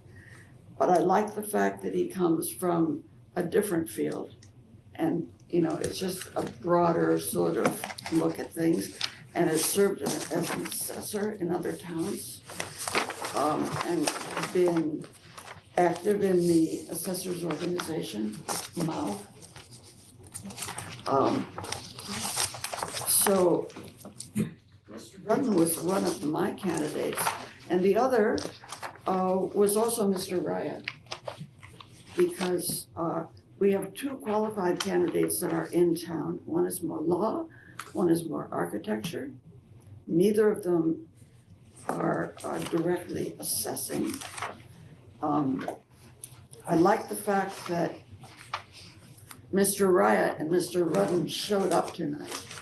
They're interested enough to come in, take the time and the effort to be here. And that says a lot. So I think of the, Miss Dillon also, you look like you'd be a lovely person to work with. I am. And you've had like assistant positions Yes. basically up Yes. to now, and now you want to do something different. So I appreciate that, and you came, which is good. But the two that I really feel that I would like one of the two Sherborn residents to be one of our picks. And I like the idea that one person is not a Sherborn resident. So I would propose Mr. Raya and Mr. Rudden. I think he has enough assessor experience to help the group with that. And, he's just a little more well-rounded than the other one with tons of experience. So, Well, it sounds like there's at least 3 select board members who are in favor of choosing one of the residents. Specifically, Joseph seems to have. Yeah, and it does seem like Joseph, and I have no objection to it, and that Joseph would also be my choice between the 2 residents. So I guess I would make a motion to appoint Joseph Raya to the Board of Assessors. Okay. Okay, we have a motion and a second. Any further discussion? Okay, all in favor, say aye. Aye. Those opposed? Okay. So now, I'm also, again, in light of now we have 2 resident board members, neither of whom has extensive assessing experience. I think that for the non-resident position, my preference would be then between Mr. Rudden or Mr. Neas, who isn't here, just because of their sort of quite extensive assessing background. And I think it's, apologies, Joanne. Totally fine. But She's equally as good, I can tell you. So then really to me, the question is between these 2, it's. One problem I had, maybe it's related, is Mr. Rudden didn't provide much detail, didn't provide a resume, didn't provide anything. He just submitted this form and lists a few things in the biography, but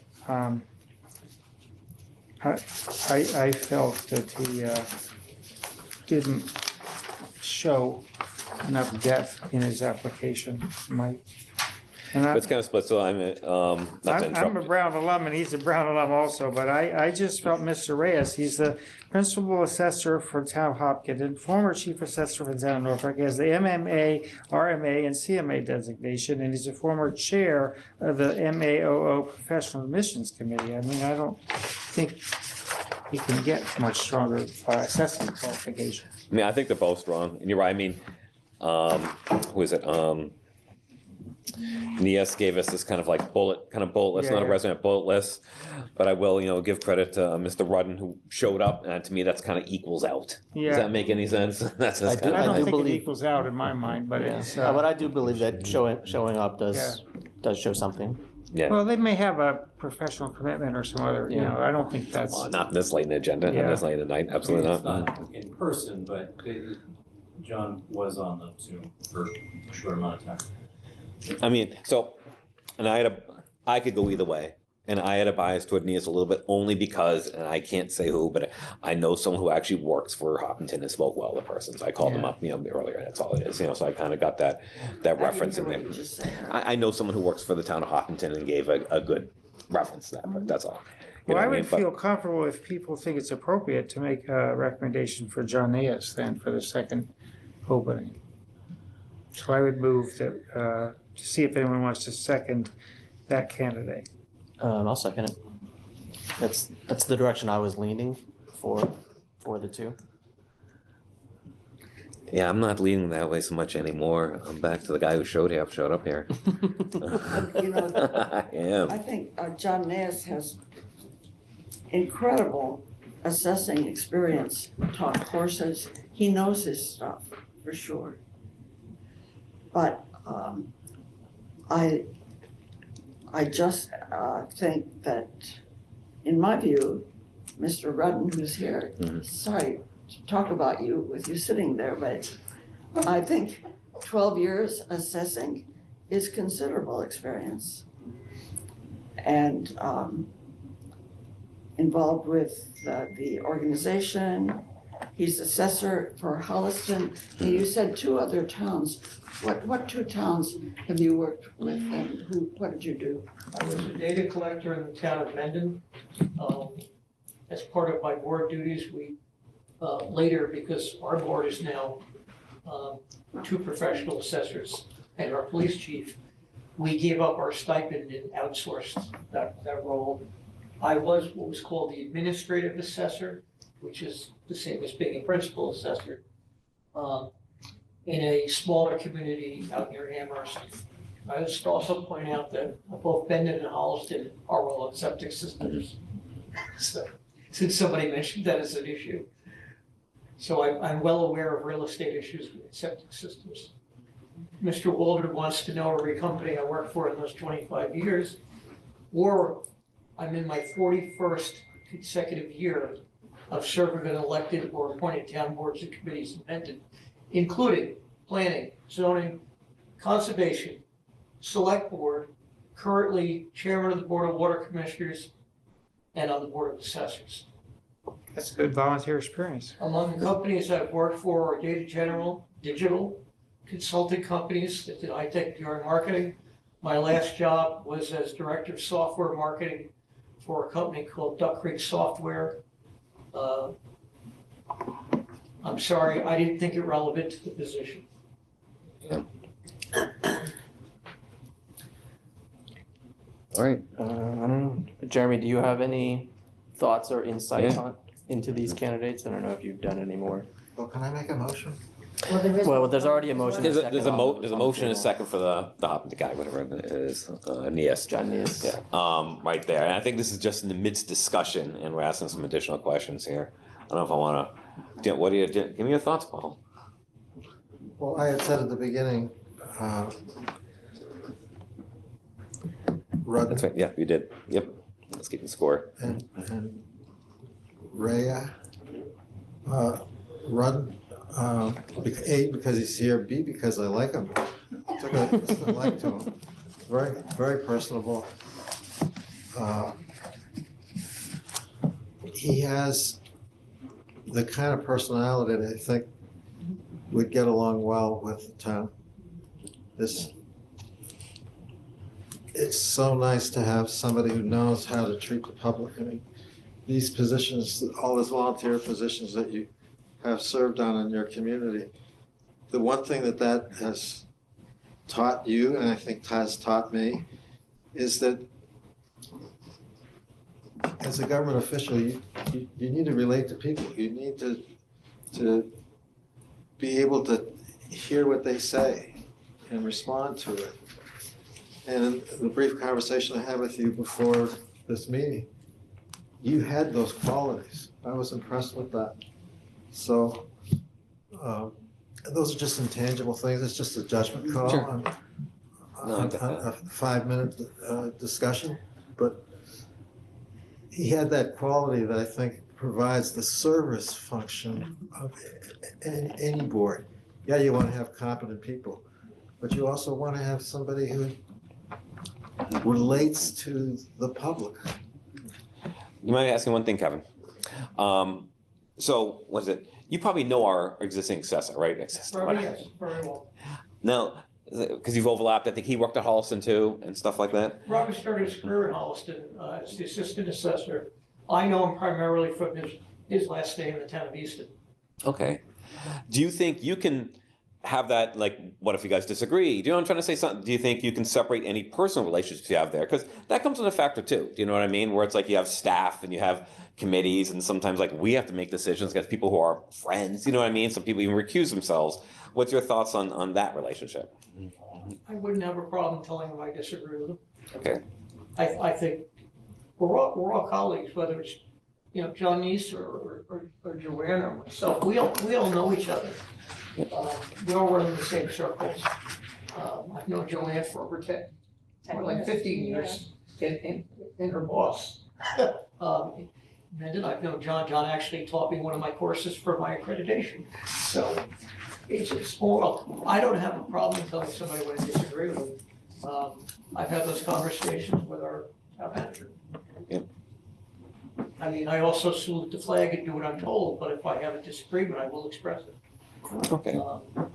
And, every assessor looks at things slightly different. And it's subjective, of course. Yeah. And the only way I could say it is, the board members that aren't assessors, they take the town oath, but they also take an oath to the DOR to remind them that they represent the DOR in the town. They have to complete course 101, which thank God is now online, within a year. And that gives the overview of what an assessor does. But by and large, the bulk of the work is done by the staff. It's not like the planning board where you're sitting with an engineer and hashing out things at meetings to, shape a subdivision. The daily work is done by people coming in the public or going out in the field. And the board is more of a checkpoint on that to ask questions and delve into things. And as you said, when people come in to make sure, I view them as customers, not as taxpayers. I want them to be treated the way I want to be treated when I have a complaint in my town. But if there's a disagreement, yeah, but eventually, I mean, if it gets to that point, you can have a private conversation, you can have it done at a board meeting, and, the majority of the board prevails. So, mate, the only reason I ask, because you're right, it is a small world, and we deal with it here, and that's one of the reasons I like a mixture of in residence, out of residence. People are friends, people are colleagues, people have that, and you can't help but that. And that's why I asked that question. They can't help it somehow play a factor in so many different things. It's just the way we do it, and that's simply why I asked the question. Yeah, I haven't had an occasion to have a disagreement with Mr. Alford yet, but, I'm sure when you're looking at, the new valuations every fall, I would do what my board always does, what I want them to do, is if something looks amiss to say, why is that like that? Or, what's the goal here? In Holliston, we shoot for 95%. You're supposed to be at 100% full and fair market value. We deliberately lower it to the 95% average because there are people in the community who just, the bills have skyrocketed in the last couple of years. So that's one way of relieving the burden. So I would look at that and say, if you don't have that goal, can you get there without harming the revenue coming into the town? Can you look at the burden of people when they come in for abatement? An awful lot of people come in and just say, well, I'm too high. And, the people who make their case are the ones I would go to bat for to give them the abatement, as opposed to somebody coming in. I mean, I've got some people coming in with 2 and 3 pages of data. You better believe I look at it. And that's the way I approach the job. Well, we have a motion and a second for Ms. Diaz. I mean, I'm sold, and I'm gonna prefer Kevin here. I know other people's thoughts before I collect the vote. Well, I don't want to The problem with the way the motion is, I don't want to vote against That's what the it's gonna motion be. either, because I like the two people he's And that's why I'm mentioned asking, too. that's why I'm having this discussion right now, decide if we That- actually that- move forward to vote or not. That's why I'm hoping that they withdraw the motion so that another motion can be made. But I want us to give our thoughts, because they have not gonna probably withdraw the motion until like, you say how I'm you not vote. gonna withdraw the motion Okay, for any reason. well, what are your thoughts, Paul? Want to say something? I'd rather see a unanimous vote on these rather than a divided vote. So That's fine. we have signaling some kind of support for who we engage. I would support a vote for Mr. Rutland.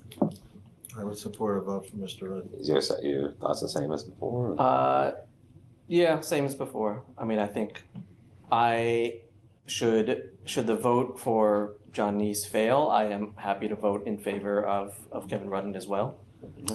Again, I think, like we've said, I think all of these choices are great choices. Yep. So, the fact that I have a slight preference for one person doesn't mean that I wouldn't want Kevin or Joanne to be on the board. And so, should my preferred candidate not get appointed, I'm happy to vote in favor of another one. So can I suggest, instead of, I don't want to vote against the pending motion. Can we rephrase the motion so the two names are in nomination? And just go around the table, have everybody vote and total the totals up. I'm not changing my motion. I thought I made that clear. I'm just suggesting a slightly different I practice. heard you. I don't have a hearing problem. So you won't change it to both, No, okay, I all will right. not. It is what it is. All right, we have a motion and a second. All in favor What of are we voting on here? Mr. voting- Diaz? I made a motion for John Diaz for the second Board of Assessors appointment. I think And Steven a seconded it. All right. So all in favor, say aye. Aye. All opposed, say nay. Nay. Okay, they do. All right, do we have a second motion on the table now? I move Kevin Rudden. Do I have a second? Okay, any further discussion? All in favor, say aye. Aye. All opposed? Okay, split vote right down. Josie was close. Well, thank you very much, Kevin, and we look forward to working with you. Thank you. Made a good choice. Appreciate it. Absolutely. I would also tell you candidly, John East would have been an excellent choice as well. It wouldn't hurt my feelings at all if you've gone with them, but I appreciate it. Mr. Walden, what year you graduated? 1977. 76. Yeah. My wife was class of 76. There you go. Dickie Walden. Yeah. Check your yearbook, if you Yes. still have it. I'm on the reading committee for next year. Yeah, I'm co-chair of ours. Really? Yeah, it's not the same year, the year after that. Jeez. When do you guys vote against it? All right, moving on. Thank you very much, and thank everyone for your attention here. Thank you. Consent agenda. Move approval. I have one quick change on the consent agenda. Uh-oh. It's the baseball parade. It's just they're moving it, they're asking to move it from the Unitarian Church to town. That's it. Okay, does that actually affect our vote on another thing? So I move approval of the consent agenda with the change suggested by. But she owned the baseball parade for decades also. I'm well aware of The that. name on the letter, I'm just suckered into this. Yes. All right. Okay, we have a motion, right? Did we get a second on that? I'll second it. I don't know if we did, but I'll Okay. second it if we didn't. Okay, all in favor? Say aye. Aye. All opposed? Okay, very good. We did select board reports. The only thing I was gonna add real quick, I know we did select board reports, is that, unless there's a major write-in campaign I'm not aware of, this is probably my last regular select board meeting right now. Wait, is it really? Yeah, because I thought the election was 5:20. It's not, it's 5:13. And the placeholder for the next Thursday is just a placeholder for town meeting continues. We still may put together some kind of agenda if there's anything that needs to be done and town meeting doesn't continue. We have to put that before the first night of town meeting. So it's gonna be tricky. So I think this might be it. There's a good chance this is it. Before town meeting. What's that? Will you have a preview before town meeting? It doesn't count. Yeah, sure. But now you sit there in the cafeteria. Yeah, but you're gonna be chairing. We usually do that though. Yeah, we will. We'll do it. We'll do it. But this is the last real one I have. And obviously I have mixed feelings about it. I thought I was gonna do another 3 to make 10, but just it seemed like the right time. And I thank Dan so much for accepting my sponsorship at caucus. And it's honestly been an honor to serve this community. Everyone knows that, I love this community. I'm hitting almost 100 years, my family living in town. My mother and father have been active in the community for literally almost a century. And it's just happy to contribute in some fashion. I do ask this little things. I encourage the board to continue with these hybrid meetings. You gonna come attend them? I will. First couple. I'll be logging on. Well, Eric, You know, I fully expect that you're gonna be back. yeah, we'll see. It's not goodbye forever. You're gonna be back. We'll see. Yeah, You've this. got plenty of years left in you. Yeah. We got a lot of committees too, a whole variety of things. Things come. Village Center, I think you're helping. I hope the board continues to be like strong stewards of the town funds. I've always had a conservative fiscal approach. In the 7 years I've been here, we definitely don't always agree. There's definitely things there, but I've always been amazed at how we always treat each other with respect and just good manners. And frankly, that hasn't always been the way in the select board over the last whatever years. You know what I mean? And I think this has been a good way. And I'm just hope people continue on with things. And thank you for entertaining or putting up with me for the last 7 years. Can I say first, thank you for your service. Secondly, there is a little something that we're working on for you, to give some recognition to you. That I'm not done yet with my service, but please, I'm sorry, go ahead.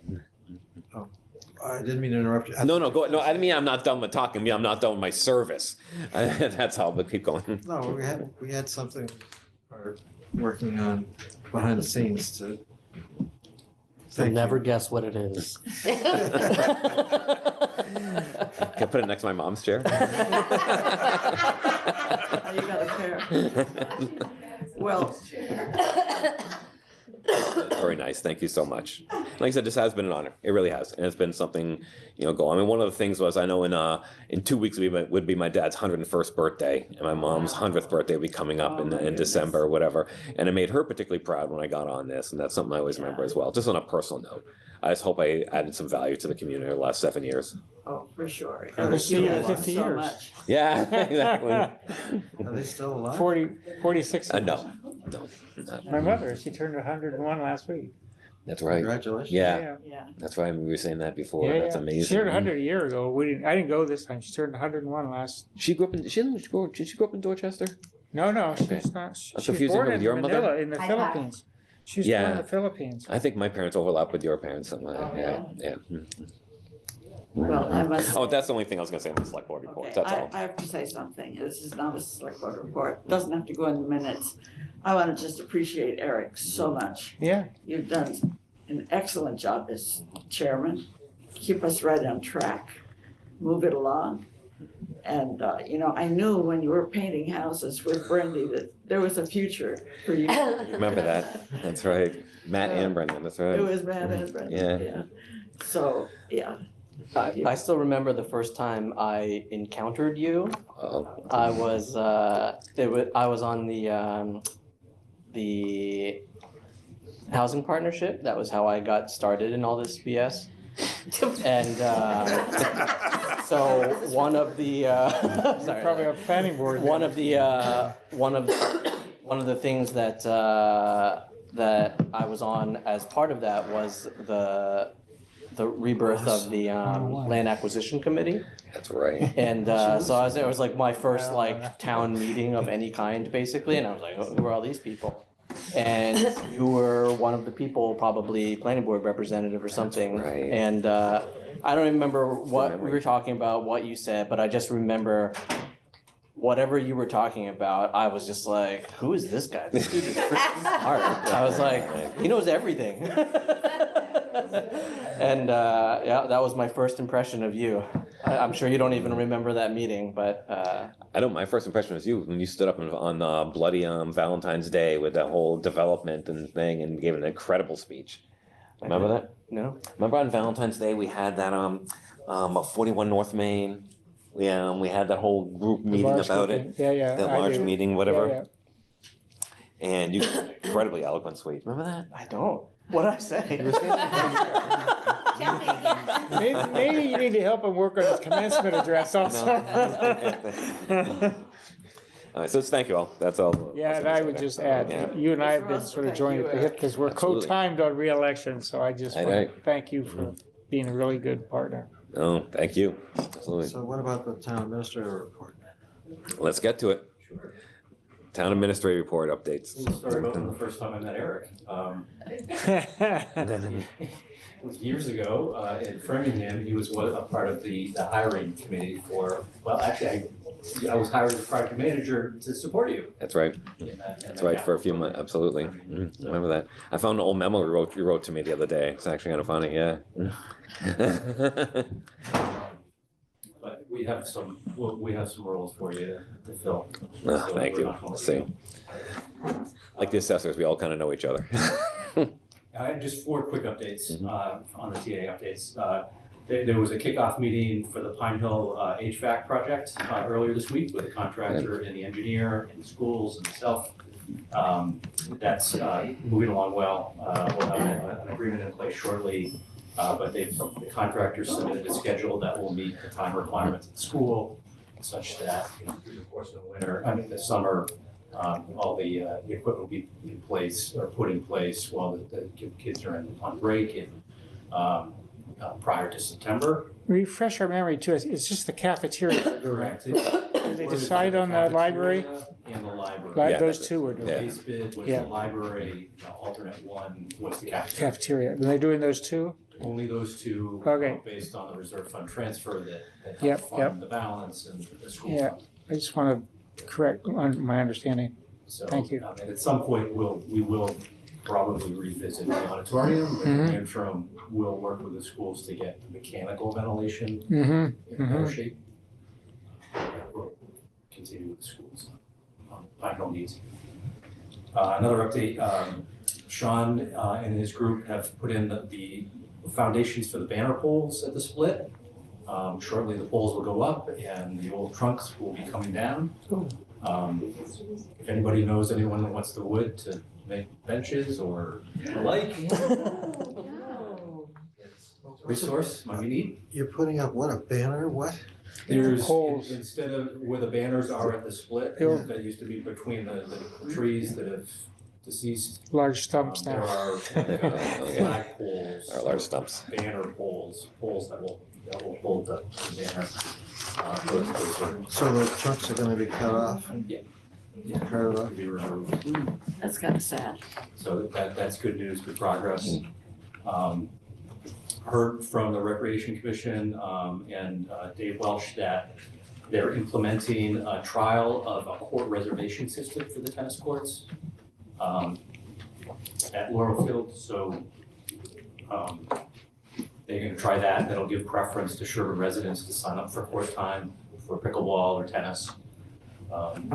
Is that like an online? An online reservation system that they're trying out. They're kind of doing it as a beta form, and then they'll if it works well, they're kind of publicizing it with the heavy users that they know of the court, residents, see how it works. We'll make some modifications and then we'll go broader with it. Maybe you've talked to them, but we had a huge problem when COVID hit. We started a reservation system for Farm Pond access. And we actually staked out, I used snow poles, staked out like whatever it was, 5 foot by 5 foot section of as goofy as it sounds. Their huge problem was no shows.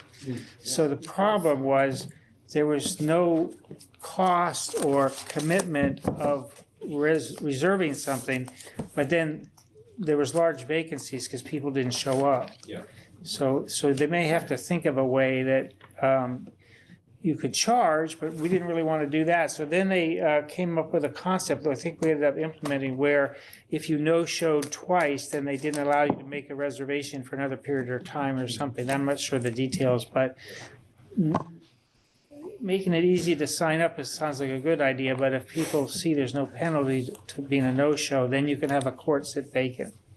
So just, I'll relay that. yeah, see what they think, and they'll launch and learn, but we learned that the hard way, that we would just make people reserve for the beach, and then it was 25% used, because 75% of people didn't show. Yeah. Well, It's based like- on the people who talk to me, it's gonna be the other way around. They're gonna be able to take their reserve spot and sell it. to Maybe, someone else. yeah, I don't know. Depends on the time of day. I believe the. Could that become a revolving fund? Yeah.